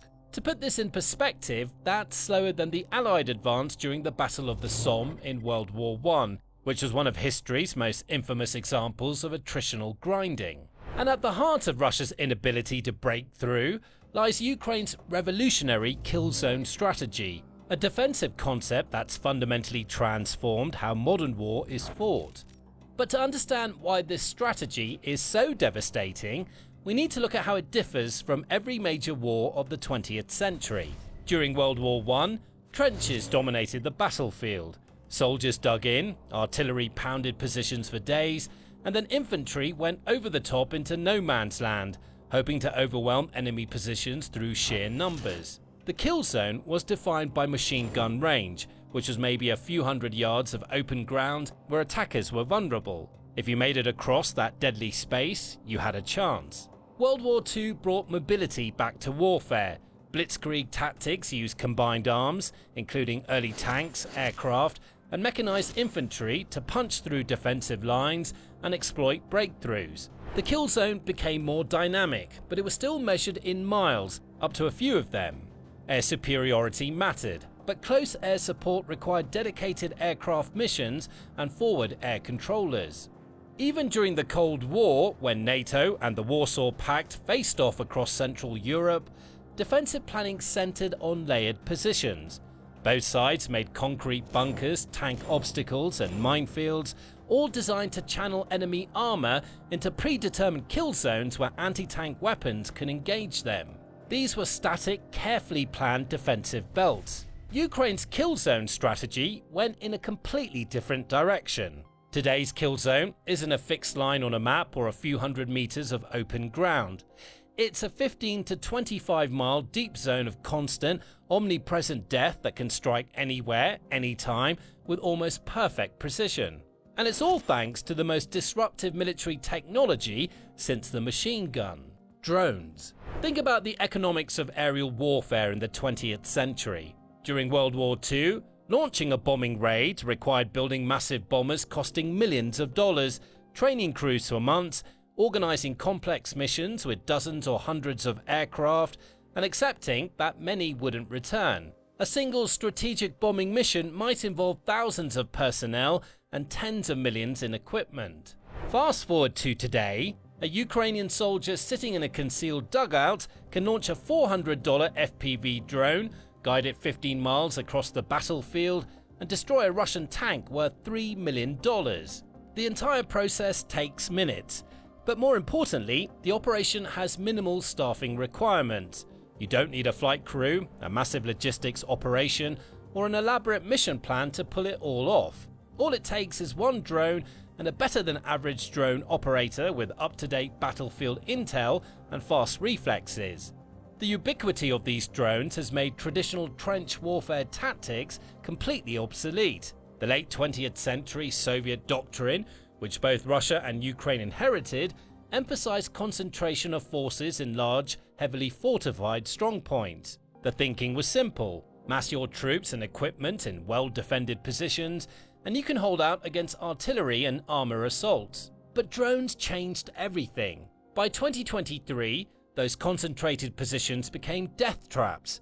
Wide trenches that once protected soldiers from artillery have now become easy targets for FPV drones. Large platoon-sized dugouts that seemed impregnable became mass graves when a single grenade-carrying drone could strike them with near-perfect accuracy. And the zone has actually expanded. Remember that 15 to 25 mile zone from earlier? Well, the International Center for Defense and Security noted that the kill zone started at around 3 to 5 miles out and then slowly grew as technology and equipment improved. More importantly for Ukraine, it recognized this shift faster than Russia and completely redesigned its defensive strategy. Instead of predetermined fortifications and static defensive lines like the French Maginot Line or Germany's Atlantic Wall, Ukraine built a shifting, adapted front line that maximizes the lethality of drone warfare while minimizing vulnerability. Here's how it works in practice. Ukraine's new fortification system spans over 1,200 miles across Donetsk, Kharkiv, and Dnipropetrovsk regions. But calling it a line is misleading. It's more accurate to think of it as a layered network of kill zones. The first layer consists of anti-tank and anti-personnel mines, networks of thin metal wires called plutanka that slow infantry movement, and anti-tank ditches with barbed wire at the bottom to prevent soldiers from using them for cover. Then come the dragon's teeth, which are concrete tetrahedra connected by thick metal cables and wrapped in multiple rows of barbed wire.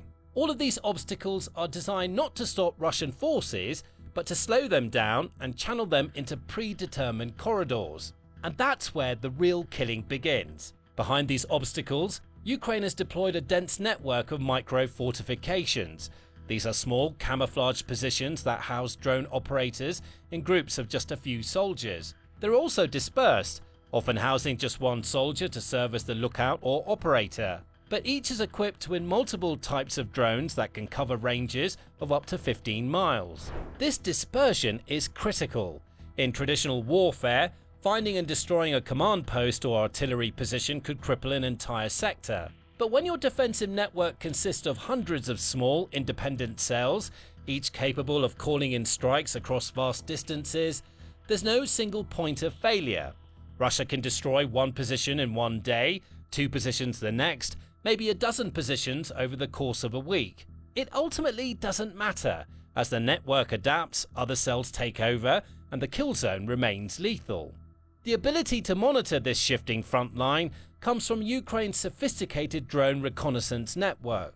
Unlike 20th century warfare, where intelligence gathering required high-altitude aircraft or satellites, Ukrainian forces can maintain constant surveillance using cheap commercial drones. As one Ukrainian operator explained, fiber optic drones can film from half a meter above the ground, making it far easier to spot targets than the 300 to 600 meter altitude required for fixed-wing systems. This constant surveillance enables Ukraine's most revolutionary tactical shift: hit-and-run mobile warfare supported by ground robots. This is where Ukraine has truly leapfrogged traditional military thinking and potentially every other military in the world.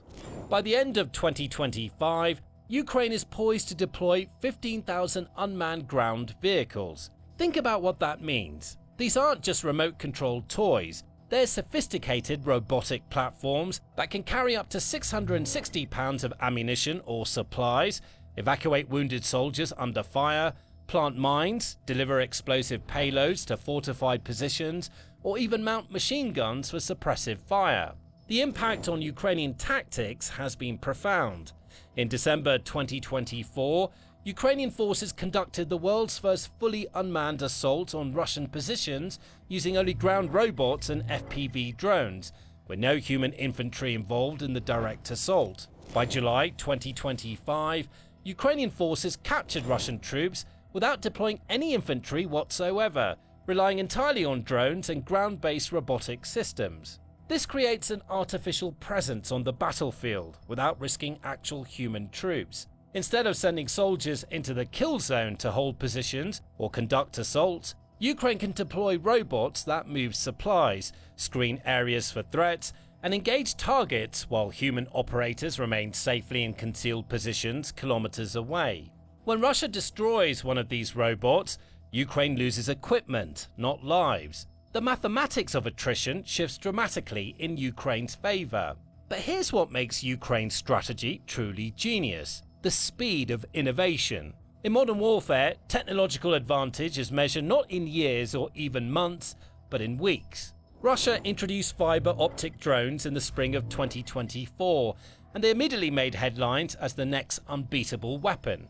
Unlike traditional radio-controlled drones, fiber optic drones trail a thin cable as they fly, connecting them directly to their operator. This makes them immune to electronic warfare jamming and provides crystal clear video feeds right up to impact. Military analysts worldwide considered it a potentially game-changing adaptation of going back to analog designs that would give Russia a decisive edge. Ukraine responded by capturing Russian fiber optic drones, reverse engineering them, identifying their weaknesses, and building better versions within months. By summer 2024, Ukrainian companies like 3D Tech have started developing their own fiber optic drones, but they didn't just copy the Russian designs, they improved them dramatically. Ukrainian engineers replaced Russia's heavy frames with lightweight carbon fiber, dramatically improved the spool design to reduce drag and friction, optimized weight distribution for better flight characteristics, and developed systems that could reach 15 to 25 miles away, far exceeding Russian capabilities at the time. Notably, this range coincided with the development of the kill zone as we see it today. The Ukrainian fiber optic drones became lighter, faster, and more reliable, and could hit targets at longer ranges than their Russian counterparts. What's more, Ukraine built a massive domestic production capacity, with over 200 companies now working on drone development and dozens of models approved for military use. This decentralized competitive ecosystem ensures constant innovation as companies race to develop better, cheaper, more effective systems. This pattern repeats across every domain of the war. Russia develops a new tactic or technology. Ukraine analyzes it, adapts it, and deploys an improved version faster than Russia can scale up production. It's an innovation cycle that would make Silicon Valley jealous, except the feedback loop happens on an active battlefield where lessons are measured in lives saved or lost. And this is where Ukraine's kill zone strategy becomes something far bigger than just one country's defensive tactics. It's reshaping global military thinking and potentially redefining Western defense strategies for decades to come. NATO members are now openly acknowledging that they need to learn from Ukraine and not the other way around. Danish Prime Minister Mette Frederiksen stated it bluntly. The only expert right now in the world when it comes to anti-drone capacities is Ukraine, because they're fighting the Russian drones almost every day. We need to take all the experiences, all the new technology, all the innovation from Ukraine and incorporate it into our own rearmament. Polish Foreign Minister Radosław Sikorski echoed this sentiment even more directly.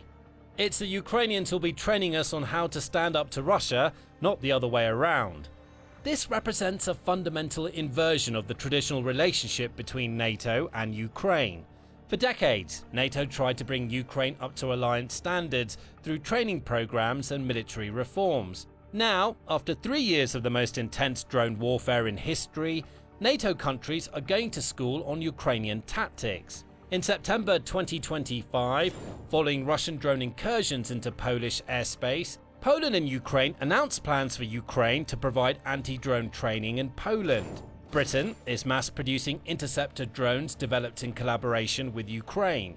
Romania has unveiled plans to manufacture drones in partnership with Ukrainian companies for domestic use and potential export to NATO allies. Even the United States, the world's preeminent military power, is reportedly negotiating a landmark deal to acquire battle-tested Ukrainian drone technology.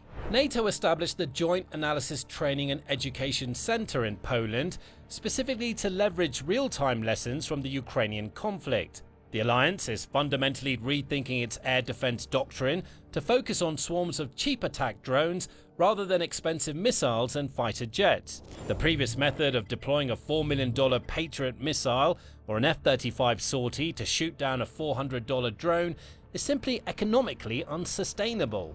The broader implications are staggering. Ukraine has demonstrated that smaller nations can challenge larger adversaries in key military technologies if they move faster, innovate constantly, and integrate the private sector into their defense strategy. The traditional Western model of defense procurement, which takes years or even decades to field new systems through rigid bureaucratic processes, has been completely outpaced by Ukraine's battle-driven development cycle that measures improvements in weeks.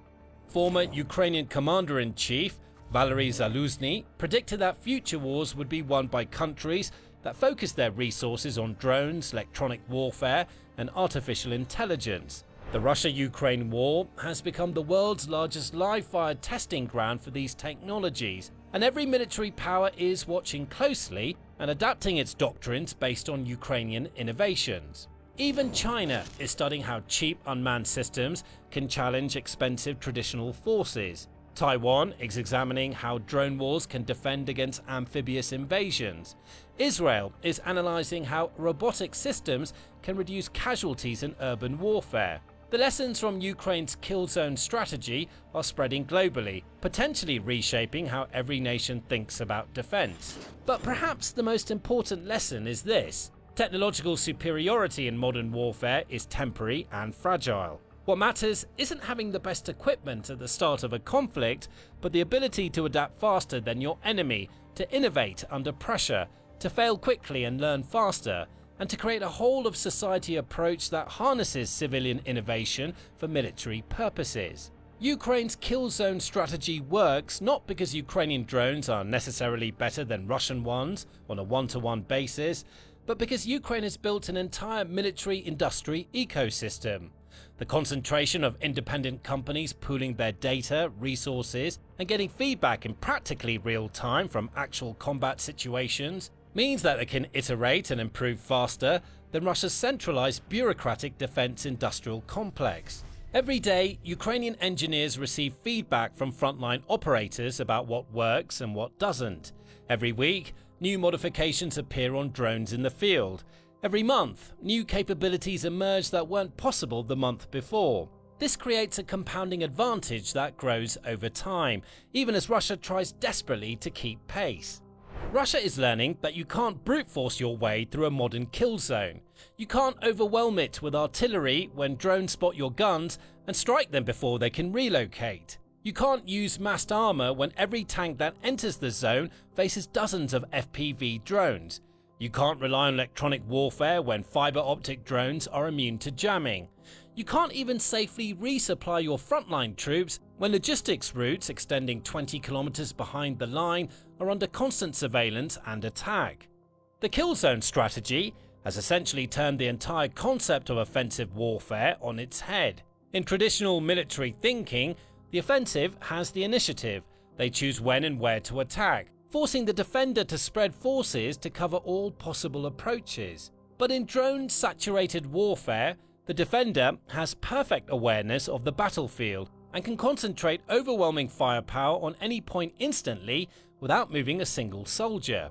This is Ukraine's genius, turning Russia's own preferred tactics into strategic liabilities. Russia excels at wars of attrition, at throwing massive resources at problems until they crack. But what happens when every soldier, every tank, every artillery piece you commit to the offensive enters a kill zone where it faces not opposing infantry, but an omnipresent network of autonomous weapons that can strike from any direction at any time?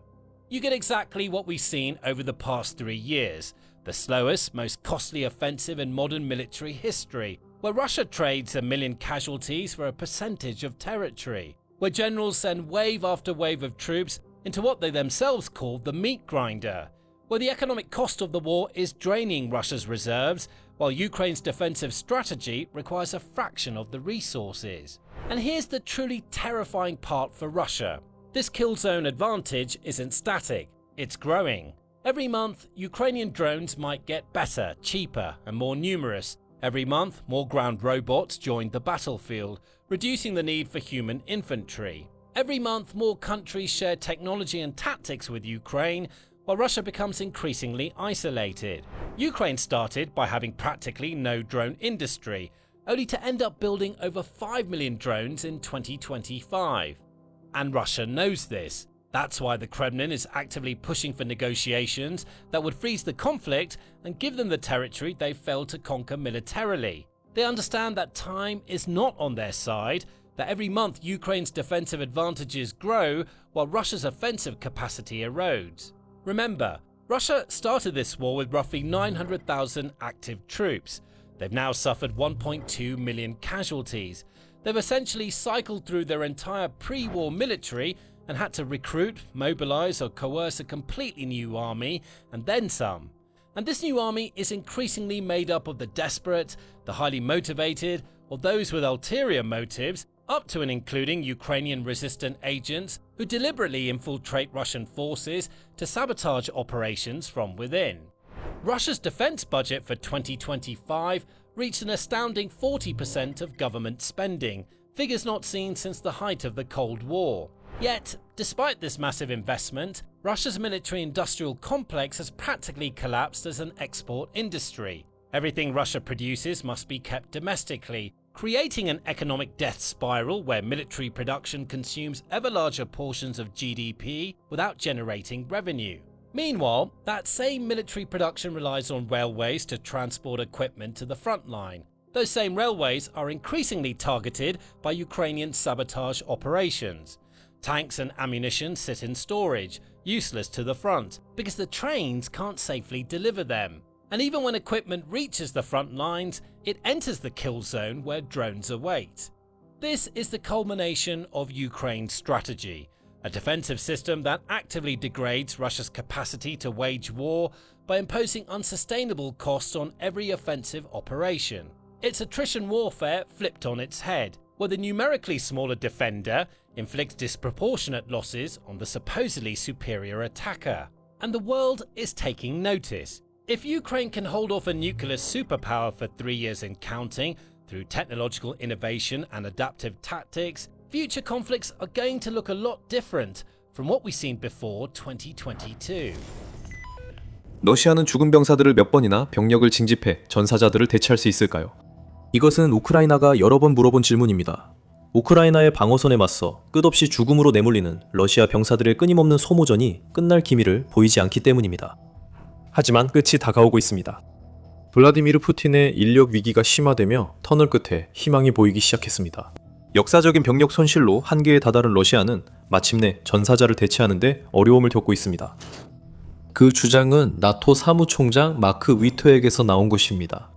위터는 러시아가 한 달에 최대 2만 5천 명의 병사를 잃을 수 있다고 주장하며 이는 지속 불가능한 수준이라고 말했습니다. 비즈니스 인사이더는 브뤼셀 글로벌 유럽 컨퍼런스에서 리터가 러시아군이 우크라이나 방어로 많은 병력을 잃고 있다고 말했다고 전했습니다. 이 매체의 1월 14일자 보도에 따르면 리터는 자신이 언급한 이례적으로 높은 수치가 러시아의 사상자 수가 아니라 사망자 수임을 분명히 했다고 밝혔습니다. 리터는 중상자나 사망자를 언급하는 것이 아니며 러시아는 한 달 만에 이만큼 또는 더 많은 인원을 잃고 있다고 말했다. 이런 상황은 그들에게도 지속될 수 없습니다. 리터의 주장은 주목할 만합니다. 특히 러시아가 문제가 사라질 때까지 우크라이나에 병력을 쏟아붓는 푸틴의 유일한 전술이 적어도 지금까지는 지속 가능했음을 입증해왔기 때문입니다. 러시아가 병력을 너무 많이 잃을 위기에 처할 때마다 러시아는 또 다른 비책을 꺼내들었습니다. 러시아는 여전히 술수를 쓰고 있지만 4년간 효과적이던 징집 전략이 이제 무너지기 시작했습니다. 곧 일부 술수도 살펴보겠습니다. 러시아에게 남은 것은 매달 발생하는 손실이 예전 소련이 아프가니스탄 전쟁 전체 기간 동안 입었던 총 손실을 넘어선다는 사실입니다. 소련은 그 전쟁에서 9년이 조금 넘는 기간 동안 1만 5천 명의 병사를 잃은 것으로 추정됩니다. 이는 연간 약 1666명의 병사, 즉 매달 약 138명의 병사를 잃은 셈입니다. 나토 사무총장 마르크 리터의 보수적인 추정치인 매달 2만 명 사망이 정확하다고 하더라도 이는 러시아가 우크라이나에서 매달 잃는 병력이 아프가니스탄 전쟁 9년간 잃은 병력보다 약 5천 명 더 많다는 뜻입니다. 지금 푸틴은 국민을 대량 학살하는 자라 할 수 있습니다. 더 충격적인 것은 리터의 수치도 과소평가됐을 수 있다는 점입니다. 1월 8일 우크라이나 대통령 볼로디미르 젤렌스키와 우크라이나군 총사령관 올렉산드르 시르스키 모두 리터의 월별 사망자 추정치가 수천 명 정도 차이가 있을 수 있다고 밝혔습니다. 알자지라에 따르면 젤렌스키는 러시아군 사망자 수가 10월 이후 매달 2만 5천 명을 넘었다고 주장했습니다. 12월에는 3만 5천 명을 점령군이 제거됐으며 이는 영상자료로 확인됐다고 젤렌스키는 주장했습니다. 그는 이어 11월에는 3만 명, 10월에는 2만 6천 명의 점령군이 제거됐다고 덧붙였습니다. 이 수치들은 러시아 추정치보다 높을 뿐만 아니라 뚜렷한 패턴도 보입니다. 젤렌스키에 따르면 2025년 마지막 3개월간 러시아 사망자가 매달 4천, 5천 명씩 늘었습니다. 이런 패턴은 푸틴의 2026년 계획에 좋지 않으며 시르스키도 젤렌스키의 수치가 대체로 정확하다고 확인했습니다. 또한 1월 8일 알자지라는 우크라이나군 총사령관의 말을 인용해 적군은 12월에 3만 3천 명 이상의 인명 손실을 입었다고 보도했습니다. 이 수치는 확인된 영상 사례만 포함된 것이지만 점령군의 실제 손실은 더 많습니다. 시르스키는 이어서 또 다른 흥미로운 정보를 공유하며 우크라이나 방위군의 무인 시스템 부대가 점령군 병력을 한 달 동안 러시아가 징집한 인원과 거의 비슷한 수만큼 무력화시킨 첫 번째 달이었다고 덧붙였습니다. 이 발언에는 러시아가 필요한 만큼 징집을 잘하지 못하고 있다는 암시가 담겨 있으며 2026년으로 접어들면서 우크라이나의 드론이 러시아 군대에 대부분의 피해를 입히고 있다는 내용도 포함되어 있습니다. 계속 시청하시면 여기서 단순한 몇 가지 암시보다 훨씬 더 많은 일이 벌어지고 있다는 사실을 알게 될 것입니다. 하지만 지금 이 순간 뭔가가 여러분을 신경 쓰이게 할 수도 있습니다. 우크라이나가 러시아 군인을 한 달에 2만, 3만 5천 명 사살했다고 주장하지만 실제 의미는 별개입니다. 주장만으로는 의미가 없습니다. 자신이 세계의 왕이라고 주장해도 왕관, 홀, 로브, 설득력 있는 말이 없으면 의미가 없습니다. 증거는 숫자보다 중요하며 우크라이나가 이런 주장을 입증하려면 반드시 증거가 필요합니다. 우크라이나는 그 증거를 보유하고 있으며 군인들이 접근 가능한 플랫폼에 있습니다. 그 플랫폼은 델타 시스템이라고 불리며 우크라이나 군대에 제공되는 디스코드 서버와 비슷한 점이 있습니다. 델타 시스템을 통해 우크라이나 군인들은 전투 지도를 볼 수 있고 결정적으로 우크라이나가 러시아 군대를 공격하는 데 사용하는 드론이 기록하는 실시간 영상을 볼 수 있습니다. 2021년에 개발된 이 시스템은 우크라이나가 러시아보다 뛰어난 상황 인식 능력을 갖추고 어디서나 접속할 수 있게 합니다. 그레이 다이내믹스에 따르면 델타 시스템은 별도 설정 없이 노트북, 태블릿, 휴대폰에서 바로 사용할 수 있습니다. 사용자 친화적인 디자인으로 드론, 위성, 인적 정보원, 센서 등에서 수집된 이미지를 보여줍니다. 이 모든 정보는 인터랙티브 맵을 통해 접근할 수 있어 델타는 우크라이나가 러시아에 대한 타격수를 확인하고자 할 때 이상적인 자료가 됩니다. 일반인은 델타에 접속해 우크라이나 정보에 바로 접근할 수 없지만 우크라이나 드론 타격 영상은 저장되어 군인이라면 누구나 볼 수 있습니다. 군인들이 직접 확인하면 최근 몇 달간 우크라이나가 러시아 군인들을 많이 사살한 데에는 결정적 차이가 있음을 알게 될 것입니다. 이 차이는 몇 년 전부터 있었지만 최근 우크라이나가 더 적극적으로 활용하는 것 같습니다. 물론 우리가 말하는 것은 드론입니다. 그리고 지금 우리가 보고 있는 것은 우크라이나의 드론만으로도 푸틴이 러시아군에 투입할 수 있는 병사들보다 더 많은 병사들을 사살하고 있다는 사실입니다. 시에르스키가 공개한 12월 수치는 러시아 병력 모집의 전환점이 되었고 이는 우크라이나 드론 덕분입니다. 유로마이단 프레스는 1월 6일 기사에서 우크라이나 드론이 현재 우크라이나의 모든 일에 얼마나 중요한지 강조하는 흥미로운 통계를 공유했습니다. 12월 한 달 동안에만 우크라이나의 무인 항공기 UAV를 운용하는 부대들이 33만 9천 건의 임무를 수행했습니다. 하루 약 1,935건의 임무가 수행된다는 것은 정말 대단한 수치입니다. 드론 작전이 급증했고 결과도 명확히 드러났습니다. 유로마이단 프레스에 보도된 시에르스키 장군의 주장에 따르면 12월 우크라이나 드론 타격 표적은 31% 늘었고 UAV에 의해 타격당한 러시아 병사도 25% 넘게 증가했습니다. 하지만 이 엄청난 숫자들도 이 이야기에서 가장 인상적인 부분은 아닙니다. 우크라이나의 무인 시스템 부대는 우크라이나 전체 군 인원의 단 2.2%에 불과합니다. 이 비율을 좀 더 이해하기 쉽게 설명하자면 글로벌 파이어 파워에 따르면 우크라이나 군의 현역 인원은 90만 명입니다. 90만 명의 2.2, 2%는 겨우 19,800명입니다. 루터, 젤렌스키, 시에르스키가 공유한 수치를 다시 생각해보세요. 우크라이나의 드론 조종사들은 매달 우크라이나 전체 드론 조종사 수보다 더 많은 러시아 군인들을 매달 사살하고 있습니다. 군이 효율성을 원한다면 우크라이나가 그 근원을 잘 보여주고 있습니다. 우크라이나는 드론 분야에서 절대 물러서지 않을 것입니다. 우크라이나는 더 나은 드론을 제작해 조종사들이 러시아군을 소모시키며 더 많은 적을 제거할 수 있습니다. 우크라이나는 키예프 포스트 11월 12일 보도에 따르면 연간 약 400만 대 드론을 생산합니다. 이 드론들 모두가 러시아 군인을 죽이는 데 사용되는 것은 아니며 적어도 직접적으로는 그렇지 않습니다. 우크라이나는 또한 정찰용 무인 항공기 UAV도 제작하고 있는데 이는 드론을 조종하는 병사들과 지상에 있는 병사들 모두가 러시아의 움직임에 대응할 수 있게 해줍니다. 여기서 델타 시스템이 중요한 역할을 합니다. 우크라이나는 수천 대의 장거리 드론으로 러시아의 에너지, 물류, 장비를 공격해 전쟁 기계를 내부에서 약화시키고 있습니다. 직접적으로 적을 사살하는 것은 아닐지라도 러시아가 병사들에게 제공할 수 있는 것이 줄어들수록 그 병사들이 우크라이나 전장에서 죽을 가능성은 더 높아집니다. 그래도 연간 400만 대 중 대다수는 FPV 드론으로 루터, 젤렌스키, 시르스키가 강조한 전과를 기록하는 드론들입니다. 그 드론들은 시간이 지날수록 더 좋아질 겁니다. 1월 14일 유로마이단 프레스가 우크라이나 군사 안보 지도자 회의를 보도했습니다.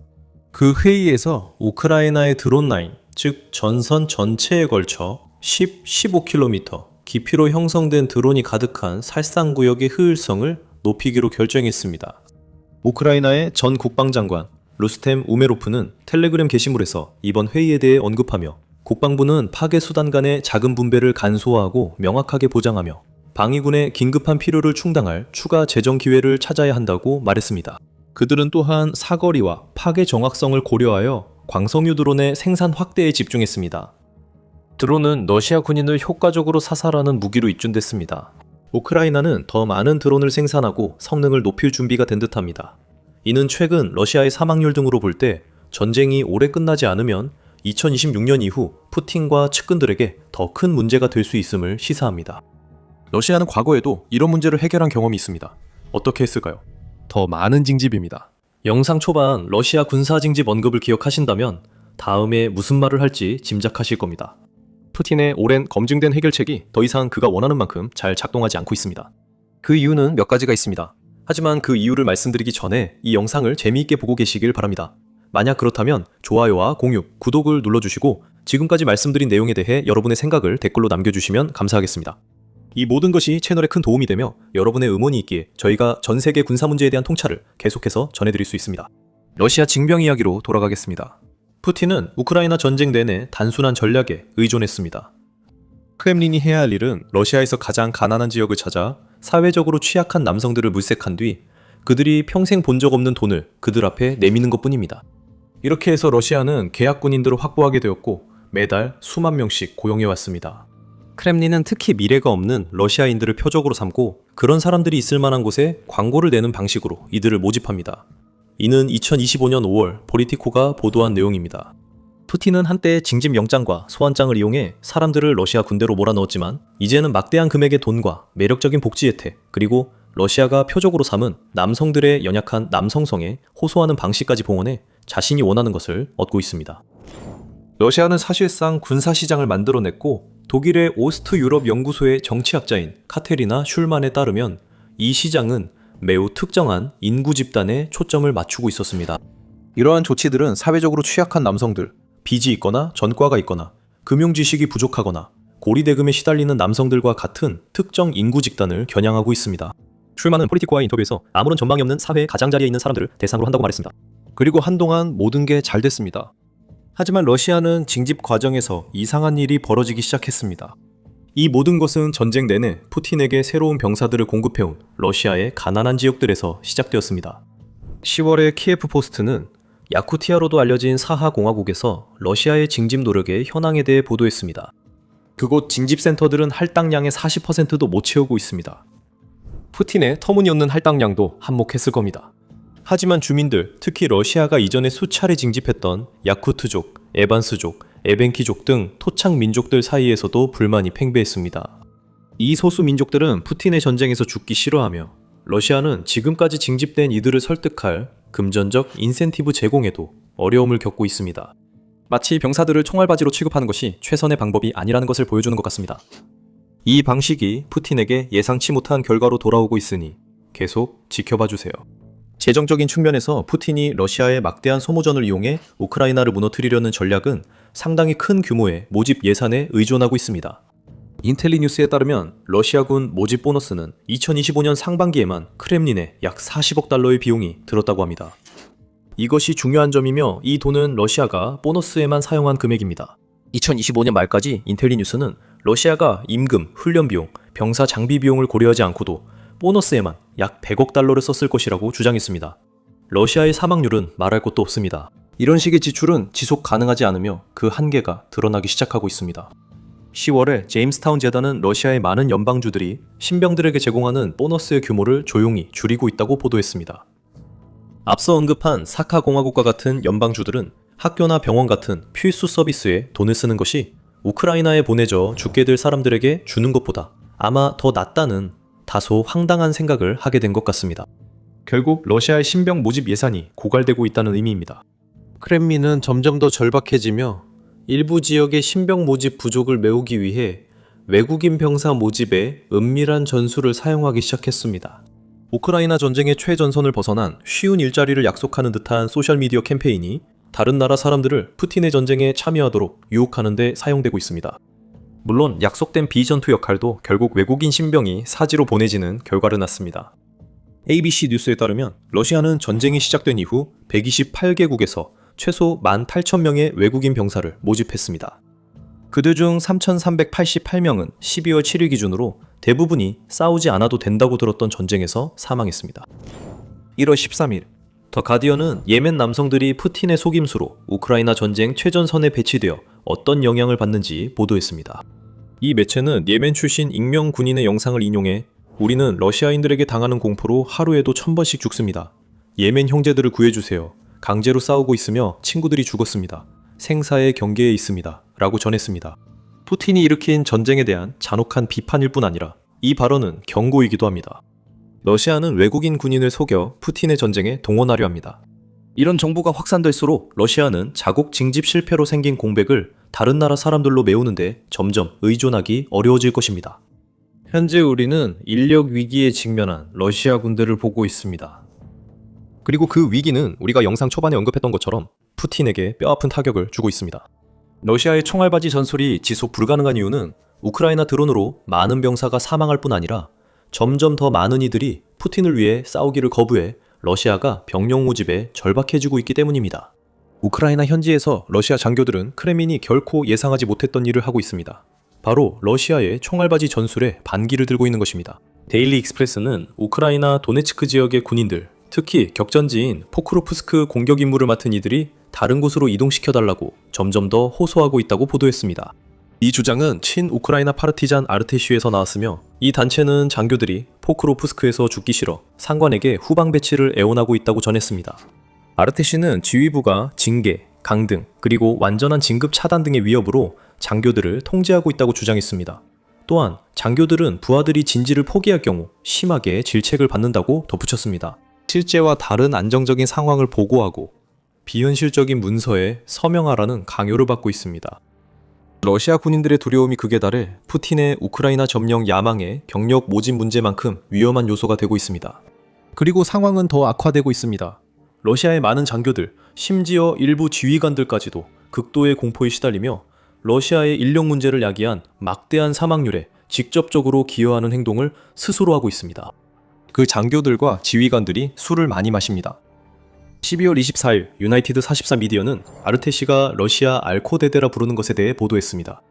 아르테시 요원이 러시아 제74 기계화 소총 여단 4대대에 잠입해 있는데 그에 따르면 중대 지휘관들은 전선에 배치될 때 일반 병사들에게 명령을 내리는 순간까지도 술을 심하게 마신다고 합니다. 그들은 술에 너무 취해 현실과 완전히 단절된 상태가 된다고 합니다. 이러한 독특한 현대전 방식의 영향은 예상할 수 있는 수준입니다.